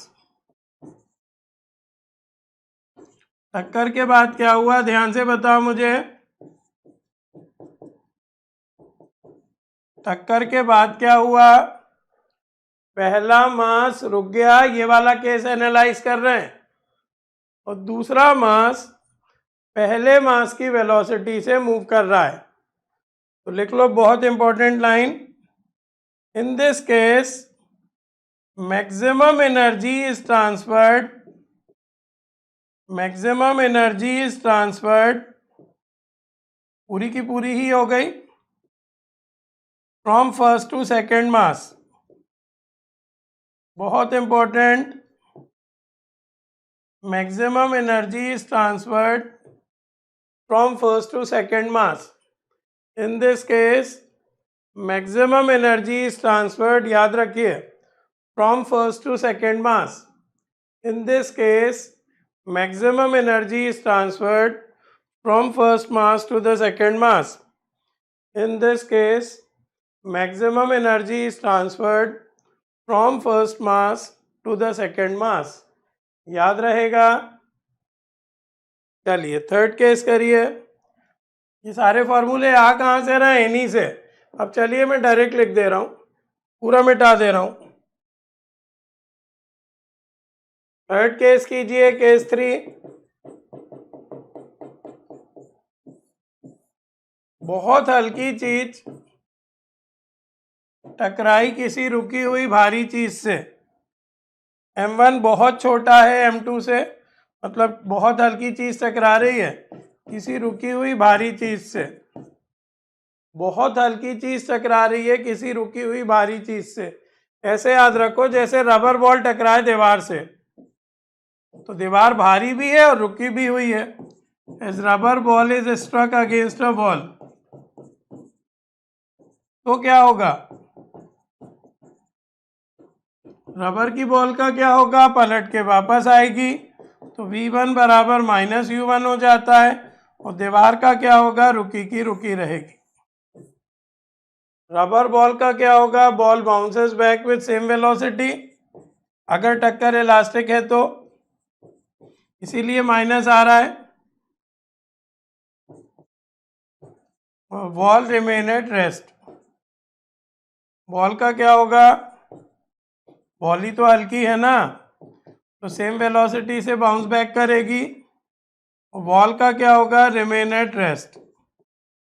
Ball का क्या होगा? ये केसेस पूछे जाते हैं ऑब्जेक्टिव में, ध्यान रखना। बहुत हल्की चीज टकराई किसी रुकी हुई भारी चीज से, तो बहुत हल्की चीज का क्या हुआ? पलट कर वापस आई। भारी चीज का क्या हुआ? रुकी की रुकी रही। बहुत हल्की चीज टकराई किसी रुकी हुई भारी चीज से, तो हल्की चीज का क्या हुआ? पलट के वापस आई। और भारी चीज का क्या हुआ? रुकी की रुकी रही। बहुत हल्की चीज टकराई किसी रुकी हुई भारी चीज से, पूरा लेसन आपको आज याद रखना है। तो हल्की चीज का क्या हुआ? पलट कर वापस आई। और भारी चीज का क्या हुआ? रुकी की रुकी रही। क्लियर है? लास्ट लिखो केस 4। इसमें उल्टा मान लो, बहुत भारी चीज टकरा रही है किसी रुकी हुई हल्की चीज से। लेट करके हमने ये मान लिया कि m1 बहुत बड़ा है m2 से और u2 0 है। बहुत भारी चीज टकरा रही है किसी रुकी हुई हल्की चीज से। बहुत भारी चीज टकरा रही है किसी रुकी हुई हल्की चीज से, तो क्या होगा? जैसे मैं लिख दे रहा हूं, कोई प्लेयर आए दौड़ के फुटबॉल को किक करे, as a moving player kicks football, तो प्लेयर का क्या होना है? कुछ नहीं, जिस वेलोसिटी से वो चल रहा है उसी वेलोसिटी से चलेगा। तो V1 जो है वो U1 के इक्वल होगा। और बॉल का क्या होना है? वो डबल वेलोसिटी से आगे जाएगी। किसकी वेलोसिटी से? जो भी आदमी की वेलोसिटी है। हम देखते हो कि बेटा खेलते खेलते हम बॉल में पैर मारते हैं, तो हम उतने तेज नहीं दौड़ पाते जितनी तेज बॉल जाती है। जैसे बेटा प्लेयर ने किक की फुटबॉल को, तो प्लेयर का क्या होना है? Velocity of player remains unchanged, player की वेलोसिटी नहीं बदलेगी। ये केसेस बहुत ध्यान से करना। फुटबॉल का क्या होना है?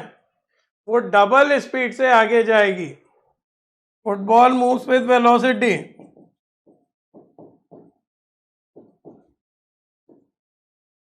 twice the velocity of first mass, twice the velocity of heavier mass. Football moves with velocity twice the velocity of player, ऐसा लिख देता हूं। प्लेयर यहाँ पे हैवी मास है। प्लेयर का क्या होना है? कुछ नहीं होना, जैसे वो चल रहा है वैसे का वैसे ही चलेगा। फुटबॉल का क्या होना है? वो डबल स्पीड से आगे जाएगी। तो इक्वल मास टकराए तो क्या हुआ? ये बिल्कुल अच्छे से रटना, वेलोसिटी इंटरचेंज हो गई। इक्वल मास टकराए तो क्या हुआ? वेलोसिटी इंटरचेंज हो गई। इक्वल मास टकराए जबकि दूसरा मास रुका हुआ था, तो क्या हो गया? टक्कर के बाद पहला मास रुक गया और दूसरा मास उसी की वेलोसिटी से चलने लगा। इस केस में क्या हुआ? पहले मास से दूसरे मास में मैक्सिमम एनर्जी का ट्रांसफर हुआ। इस केस में क्या हुआ? पहले मास से दूसरे मास में मैक्सिमम एनर्जी का ट्रांसफर हुआ। इस केस में क्या हुआ? पहले मास से दूसरे मास में मैक्सिमम एनर्जी का ट्रांसफर हुआ। फिर क्या किया? बहुत हल्की चीज टकराई किसी रुकी हुई भारी चीज से, तो हल्की चीज पलट के वापस आ गई, भारी चीज रुकी की रुकी रही। फिर लास्ट है, बहुत भारी चीज टकराई किसी रुकी हुई हल्की चीज से, तो भारी चीज की वेलोसिटी अनचेंज रही और हल्की चीज डबल वेलोसिटी से आगे गई। भारी चीज की वेलोसिटी अनचेंज रही और हल्की चीज डबल वेलोसिटी से आगे गई। भारी चीज की वेलोसिटी अनचेंज रही, वो हल्की चीज डबल वेलोसिटी से आगे गई। क्लियर है?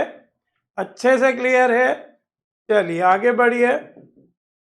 आगे ये हेडिंग डालिए, टू डायमेंशनल ऑब्लिक कोलिजन। ये जो हमने किया बेटा कि टक्कर से पहले और टक्कर के बाद बॉडी सीधे ही सीधे जा रही है, ऐसा थोड़ी होता है। होता क्या है, जब टक्कर होती है तो कोई भी कहीं भी जाके गिरता है। ये m1 मास है, ये m2 मास है, ये u2 की वेलोसिटी से चल रहा है, एक ही लाइन में है, तो इनके बीच टक्कर हो गई। एक ही लाइन में है तो इनके बीच क्या हो गई, टक्कर हो गई। टक्कर के बाद क्या हुआ, ध्यान से सुनना। टक्कर के बाद क्या हुआ, जो पहला मास है वो v1 की स्पीड से तो जा रहा है, लेकिन θ1 का एंगल बनाते हुए जा रहा है एक्स एक्सिस से।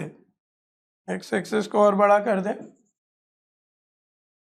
पहला मास कहाँ जा रहा है, θ1 का एंगल बनाते हुए जा रहा है, और जो दूसरा मास जा रहा है वो v2 की स्पीड से तो जा रहा है, लेकिन θ2 का एंगल बनाते हुए जा रहा है। तो है कुछ नहीं बेटा, बस इसमें डायरेक्शन का भी ध्यान रखना है। ज़्यादातर टक्करें ऐसे ही होती हैं बेटा। टक्कर के बाद क्या होता है, कोई कहीं जाके गिरता है, कोई कहीं जाके गिरता है ना। ऐसा थोड़ी होता है कि सीधे सीधे सीधे सीधे जा रहे हैं। तो टक्कर के बाद कोई कहीं जाके गिरता है, कोई कहीं जाके गिरता है। तो ये स्थिति है बिफोर कोलिजन। तो इसमें क्या होता है, कोई रिजल्ट नहीं आता, इसमें बस इक्वेशंस बनती हैं। और ये क्या है, आफ्टर कोलिजन। और नीचे लिखूं, यहां लगेगा मुझे, ये कब की स्थिति है, आफ्टर कोलिजन, यहां लिख रहा हूं। ये बिफोर कोलिजन, वो आफ्टर कोलिजन। तो ध्यान से देखना, पेन का कलर बदल लेता हूं मैं, ये ले लेता हूं। चलो, इसका मोमेंटम कितना है, m1 v1, लेकिन इस डायरेक्शन में हमें पता है मोमेंटम तो वेक्टर क्वांटिटी होता है। इसको m1 v1 को θ1 के एंगल से घुमा लो, ये हो जाएगा, दिख रहा हो तो m1 v1 cos θ1, और इसका मोमेंटम है m2 v2, इसको भी θ2 के एंगल से घुमा लो, तो ये हो जाएगा m2 v2 cos θ2। X axis के अलॉन्ग मोमेंटम कितना हो जाएगा, इस वाली बॉडी का m1 v1 cos θ1 और अगली वाली बॉडी का m2 v2 cos θ2। जब एंगल तरफ cos कंपोनेंट आता है तो एंगल के दूसरी तरफ क्या कंपोनेंट आता है, साइन। तो यहाँ आ जाएगा m1 v1 साइन θ1, यहाँ आ जाएगा m2 v2 साइन θ2, है ना। एंगल की तरफ cos और एंगल की दूसरी तरफ साइन। इसका मोमेंटम कितना है, m1 v1, इस तरफ क्या हो गया, m1 v1 cos θ1, इसका मोमेंटम कितना है, m2 v2, तो इसका कितना हो गया, m2 v2 cos θ2। तो एंगल तरफ अगर cos आ गया तो एंगल की दूसरी तरफ क्या आ जाएगा बेटा, बोलेंगे साइन। इस तरफ क्या रिजल्ट आया, m1 v1 साइन θ1, दूसरी तरफ क्या रिजल्ट आया, m2 v2 साइन θ2। इसमें क्या होगा, कोई रिजल्ट नहीं आएगा। अगर कुछ एंगल वेंगल भी दिए हो सवाल में तो कोई स्टैंडर्ड रिजल्ट नहीं है कि आप फॉर्मूले में वैल्यूज पुट करो और आंसर आए। तो इसमें आपको अपने दिमाग से करना है। तो दिमाग से क्या करना है, ध्यान से सुनो, मोमेंटम कंजर्व करना है एक बार। अब मोमेंटम तो वेक्टर क्वांटिटी होता है ना, तो मोमेंटम को कंजर्व करो एक बार एक्स एक्सिस के अलॉन्ग। बस मतलब मोमेंटम तो कंजर्व करना है, लेकिन देखना सीधे सीधे ही है, इधर उधर नहीं देखना। तो बोलो एक्स एक्सिस के एक्स एक्सिस की बात करेंगे तो क्या इक्वेशन बनेगी, m1 u1 मोमेंटम को कांस्टेंट कर रहा हूं plus m2 u2 is equal to, देख लो बेटा, इसका मोमेंटम एक्स एक्सिस के अलॉन्ग है m1 v1 cos θ1 और इसका मोमेंटम एक्स एक्सिस के अलॉन्ग है m2 v2 cos θ2। तो क्या इक्वेशन बनेगी, is equal to m1 v1 cos θ1 plus m2 v2 cos θ2। ये बन गई फर्स्ट इक्वेशन, ये बन गई first equation. m1 u1 plus m2 u2 is equal to m1v1 cos theta 1 plus m2v2 cos theta 2. m1u1 plus m2u2 is equal to m1v1 cos theta 1 plus m2v2 cos theta 2. Same यही काम y axis के along करो. सेम यही काम momentum conservation का काम y axis के अलोंग करो. तो ध्यान से देखो, ये दोनों तो y एक्सिस के अलोंग चल ही नहीं रहे, तो मोमेंटम हो जाएगा 0. और ये दोनों चल रहे हैं y एक्सिस के अलोंग, लेकिन एक ऊपर जा रहा है तो एक नीचे जा रहा है, तो इनके मोमेंटम जुड़ेंगे नहीं, इनके मोमेंटम घटेंगे. तो 0 बराबर क्या हो जाएगा? 0 क्यों? क्योंकि टक्कर के पहले y एक्सिस के अलोंग कोई नहीं चल रहा. तो 0 बराबर क्या हो जाएगा? m1v1 sin थीटा 1 माइनस क्यों? क्योंकि देखो एक ऊपर है और एक नीचे है, तो माइनस m2v2 sin थीटा 2. 0 बराबर क्या हो जाएगा? m1v1 sin theta 1 minus m2v2 sin theta 2. 0 बराबर क्या हो जाएगा? m1v1 sin theta 1 minus m2v2 sin theta 2. 0 बराबर क्या हो जाएगा? m1v1 sin theta 1 minus m2v2 sin theta 2. 0 बराबर क्या हो जाएगा? m1v1 sin theta 1 minus m2v2 sin theta 2. Clear है? अब काइनेटिक एनर्जी की बात करो. Kinetic energy before collision is equal to kinetic energy after collision. तो ये तीसरी और आखिरी इक्वेशन बनेगी. काइनेटिक एनर्जी, कोलिजन बहुत इंपॉर्टेंट आर्टिकल बेटा.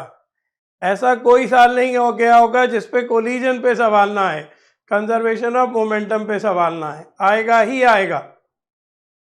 तो शुरू की काइनेटिक एनर्जी कितनी है देख सकते हो, हाफ m1u1 स्क्वायर. यहाँ कितनी है? Half m2u2 square. यहाँ कितनी है? कॉस वाला कंपोनेंट लें कि साइन वाला? कोई सा नहीं. इसकी एनर्जी होगी हाफ m1v1 स्क्वायर, इसकी होगी half m2v2 square.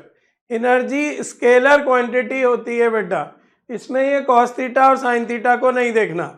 Momentum vector quantity था, इसलिए कॉस और साइन लेना पड़ा था, जबकि एनर्जी क्या होती है? स्केलर होती है, तो इसमें कॉस और साइन नहीं लेते. तो हाफ m1u1 स्क्वायर, पहले ही मैंने बोला था कोई रिजल्ट नहीं आएगा, बस इक्वेशन बनानी हमें आनी चाहिए. Half m1v1 square plus half m2v2 square. Half common लेके हम काट सकते हैं. तो ये बन गई तीसरी और आखिरी इक्वेशन. काइनेटिक एनर्जी में ना कॉस लेना है ना साइन. रीजन लिख लो बेटा. एनर्जी कैसी क्वांटिटी होती है? स्केलर. एनर्जी देखते टाइम डायरेक्शन पे ध्यान नहीं देना है. एनर्जी देखते टाइम डायरेक्शन पर ध्यान नहीं देना है, क्योंकि एनर्जी स्केलर क्वांटिटी होती है. एनर्जी देखते टाइम डायरेक्शन पे ध्यान नहीं देना है, क्योंकि एनर्जी स्केलर क्वांटिटी होती है. क्योंकि एनर्जी स्केलर क्वांटिटी होती है. याद रहेगा? चलिए आगे बढ़ते हैं. ये सब हो चुका है हमारा. ये एक हेडिंग डाल लो, ये एक हेडिंग डाल लो. जितना भी आप याद कर पाओ याद करना. Rebounding of a ball after collision with ground. ये रिस्टिट्यूशन पे बेस है, शॉर्ट में मैं फॉर्मूले लिख दे रहा हूँ. Rebounding of a ball after collision with the ground. एक बॉल है, उसे h0 की हाइट से गिरा रहे हैं. एक बॉल है, उसे h0 की हाइट से गिरा रहे हैं. तो वो जमीन से टकराई, तो जब पहली बार टकराई तो उसकी वेलोसिटी को v0 नाम दिया है. जब दूसरी बार टकराई तो v1, जब तीसरी बार टकराई तो v2. तो ये सब निकालने का फॉर्मूला होता है. v0 का फॉर्मूला है रूट में 2gh0. v1 निकालने का फॉर्मूला है v1 e v0, या कह सकते हैं e रूट में 2gh0. ये क्या हुआ? ये बॉल की वेलोसिटी है जब वो पहली बार जमीन से टकराई v0, है ना. ये पहली बार की वेलोसिटी v0 है. दूसरी बार की वेलोसिटी v1 है। तो v1 का फॉर्मूला होता है ई रूट में 2g(h0) है ना। इसी तरह v2 का आ जाएगा, इसी तरह v3 का आ जाएगा। v2 क्या हो जाएगा दिख रहा है ना, e² आ जाएगा। इसी तरह h1 का, h1 यानी शुरू की हाइट तो h0 थी, अब टिप्पा खाने के बाद कुछ एनर्जी लॉस होगा, तो h1 का है e² h0, e² है। तो hn क्या हो जाएगा, e⁻²n h0। hn क्या हो जाएगा, e⁻²n h0। मैं अलग से फॉर्मूले लिख दे रहा हूं। p0 कितना आ गया, √2g(h0)। v1 कितना आ गया, e√2g(h0)। v2 कितना आ जाएगा, e²√2g(h0), है ना। ई से मल्टीप्लाई करते जाओ। इसी तरह h1 कितना आ गया है, e² h0। देखो इधर, इसमें e नहीं बल्कि e² आ रहा है, e² h0, ये है पहली हाइट। तो दूसरी हाइट कितनी होगी, e⁻⁴ h0। तो तीसरी हाइट कितनी होगी, e⁻�6 h0। ई यहाँ पर क्या है, कोफिशिएंट ऑफ रिस्टिट्यूशन, एक्सपोनेंशियल नहीं है बेटा। ई यहाँ पर क्या है, कोफिशिएंट ऑफ रिस्टिट्यूशन। पहली बार जब बॉल जमीन से टकराएगी, हेडिंग तो डाल ली है ना, rebounding of a ball after collision with the ground, rebounding of a ball after collision with the ground. पहली बार जब वेलोसिटी बॉल टकराएगी जमीन से, इस वेलोसिटी से टकराएगी, दूसरी बार इस वेलोसिटी से टकराएगी, तीसरी बार इस वेलोसिटी से टकराएगी। इसी तरह से पहली हाइट जो गेन करेगी बॉल वो है e² h0। दूसरी हाइट जो गेन करेगी वो e⁻⁴ h0। तीसरी हाइट जो गेन करेगी वो e⁻�6 h0। यहाँ ई याद रखना एक्सपोनेंशियल नहीं है, कोफिशिएंट ऑफ रिस्टिट्यूशन है। यहाँ ये एक्सपोनेंशियल नहीं है, ई यहाँ पर क्या है, कोफिशिएंट ऑफ रिस्टिट्यूशन। अगर परफेक्ट इलास्टिक कोलिजन होगा तो ई की वैल्यू 1 होगी, बाकी आपको दी रहेगी। तो वेलोसिटी और हाइट के रट लेना। अच्छा, अब क्या है, दो फॉर्मूले और हैं। अगर मैं सारी हाइट को जोड़ दूं, h0, h1, h2, h3, h4, तो ये आ जाएगा कि टोटल डिस्टेंस कितना ट्रेवल किया है बॉल ने। तो ये होता है इतना, h = h0 ब्रैकेट में 1 + e²/1 - e²। ये टोटल हाइट है बेटा, total distance travelled by the ball. Total distance कितना ट्रेवल करेगी बॉल वर्टिकल डायरेक्शन में, h हाइट में, h = h0 ब्रैकेट में 1 + e²/1 - e²। टोटल टाइम कितना लगेगा, जितने आपको याद हो पाए बेटा, इन पे एग्जाम फोकस ज़्यादा नहीं है, ये ध्यान रखना। लग रहे होंगे ये इंपॉर्टेंट, लेकिन उतने इंपॉर्टेंट है नहीं है, ये कभी नहीं आए नीट में, है ना। कितना टाइम बॉल को लगेगा रुकने में, 1 + e/1 - e रूट में 2h0/g। इसको आप निसंकोच छोड़ सकते हैं। कितना टाइम लगेगा, 1 + e/1 - e रूट में 2h0/g। ये टोटल टाइम है जब तक बॉल को टोटल टाइम टू स्टॉप, है ना, बॉल को रुकने में लगा टाइम, बॉल को रुकने में लगा टाइम। ठीक, अगली हेडिंग डालिए, collision between a bullet and a block. वही कंजर्वेशन ऑफ मोमेंटम से करेंगे। ये कोई बुलेट आ रही है, ये रुके हुए ब्लॉक से टकराई और फिर दोनों मूव करने लगे।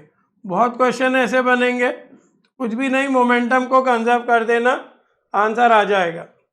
बुलेट का मास m मान लेते हैं, वेलोसिटी v, ब्लॉक का मास M, ब्लॉक तो रुका ही हुआ है, बुलेट की वेलोसिटी u मान लेते हैं। चलो और टक्कर के बाद क्या हुआ, दोनों एक दूसरे में एम्बेड हो गए और साथ में चलने लगे कॉमन वेलोसिटी v से।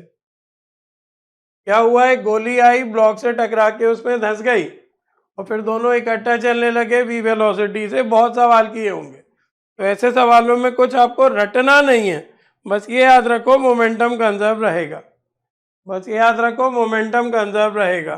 तो क्या इक्वेशन बन जाएगी, mu plus 0 is equal to small m plus capital M into v. ज़्यादातर हमसे कॉमन वेलोसिटी निकालने को कहते हैं। इसका मोमेंटम कितना हो गया mu, इसका मोमेंटम कितना हो गया 0, इसका मोमेंटम कितना हो गया छोटा m प्लस बड़ा M इंटू बी। इसका मोमेंटम कितना है mu, इसका मोमेंटम कितना है 0, उसका मोमेंटम कितना है छोटा m प्लस बड़ा M इंटू बी। v की फार्मूला निकालें तो क्या आ जाएगा, mu upon m plus m। ये कॉमन वेलोसिटी आ गई, ये क्या आ गई, कॉमन वेलोसिटी, है ना, कि टक्कर के बाद बुलेट और ब्लॉक किस वेलोसिटी से मूव करेंगे। ये क्या आ गई, कॉमन वेलोसिटी। ये क्या आ गई बेटा, बोलेंगे कॉमन वेलोसिटी। ये क्या आ गई बेटा, बोलेंगे कॉमन वेलोसिटी। ये क्या आ गई बेटा, बोलेंगे कॉमन वेलोसिटी। ये क्या आ गई, कॉमन वेलोसिटी। क्लियर है।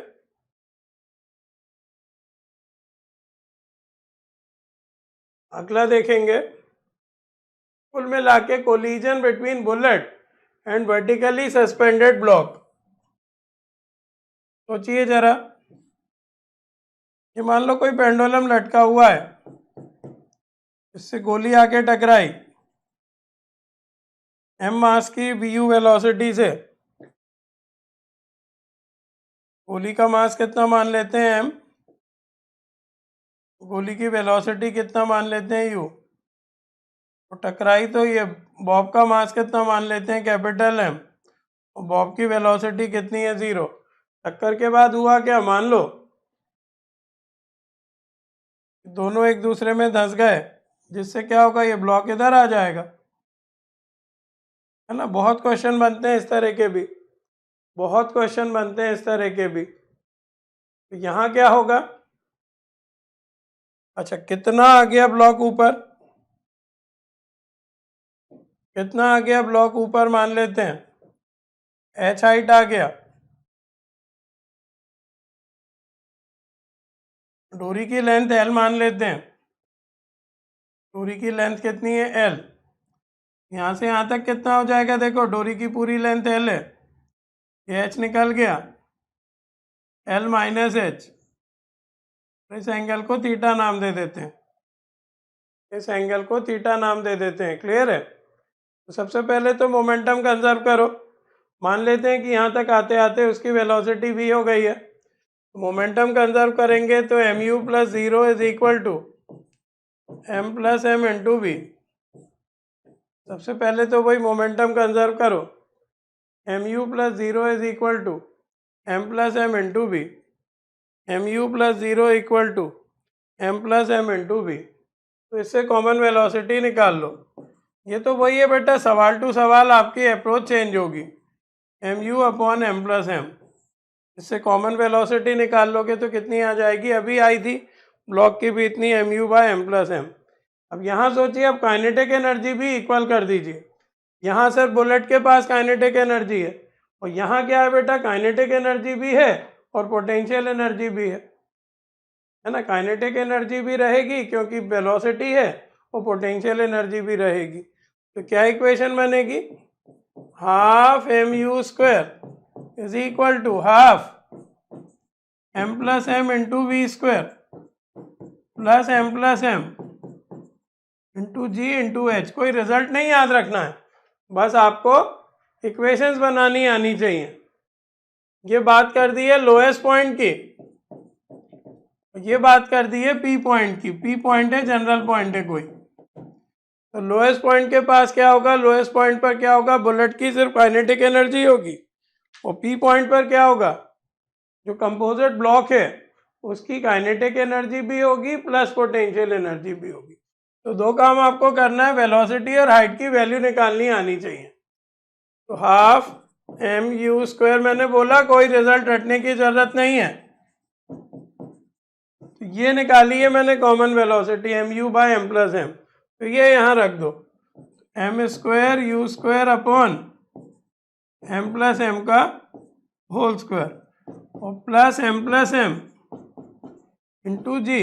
और हाइट कैसे निकलेगी ध्यान से देखो, हाइट कैसे निकलेगी ध्यान से देखो, इस ट्राइंगल में कॉस थीटा लगा दो base by hypo, l minus H upon l, दिख रहा है।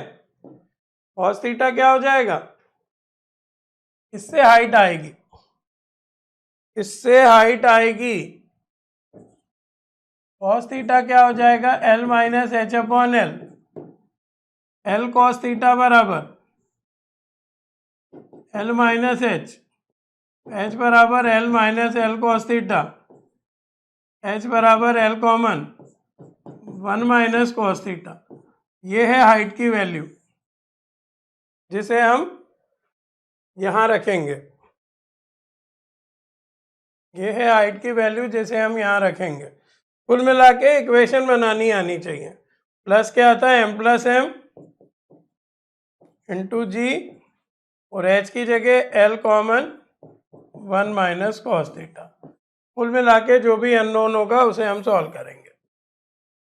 रटने की कुछ ज़रूरत नहीं है, बस ये याद रखो कि किसी भी तरह का कोलिजन होगा, चाहे ब्लॉक टकराए चाहे वर्टिकली सस्पेंडेड उससे कोई चीज़ टकराए, कंजर्वेशन ऑफ मोमेंटम लगेगा, कंजर्वेशन ऑफ मोमेंटम लगेगा, कंजर्वेशन ऑफ मोमेंटम लगेगा। क्लियर है बेटा। फिर एनर्जी को इक्वेट कर दो, कोई ना कोई रिजल्ट आ जाता है। कुछ भी याद नहीं रखना है आपको इसमें, बस ये याद रखना है कि कंजर्वेशन ऑफ मोमेंटम।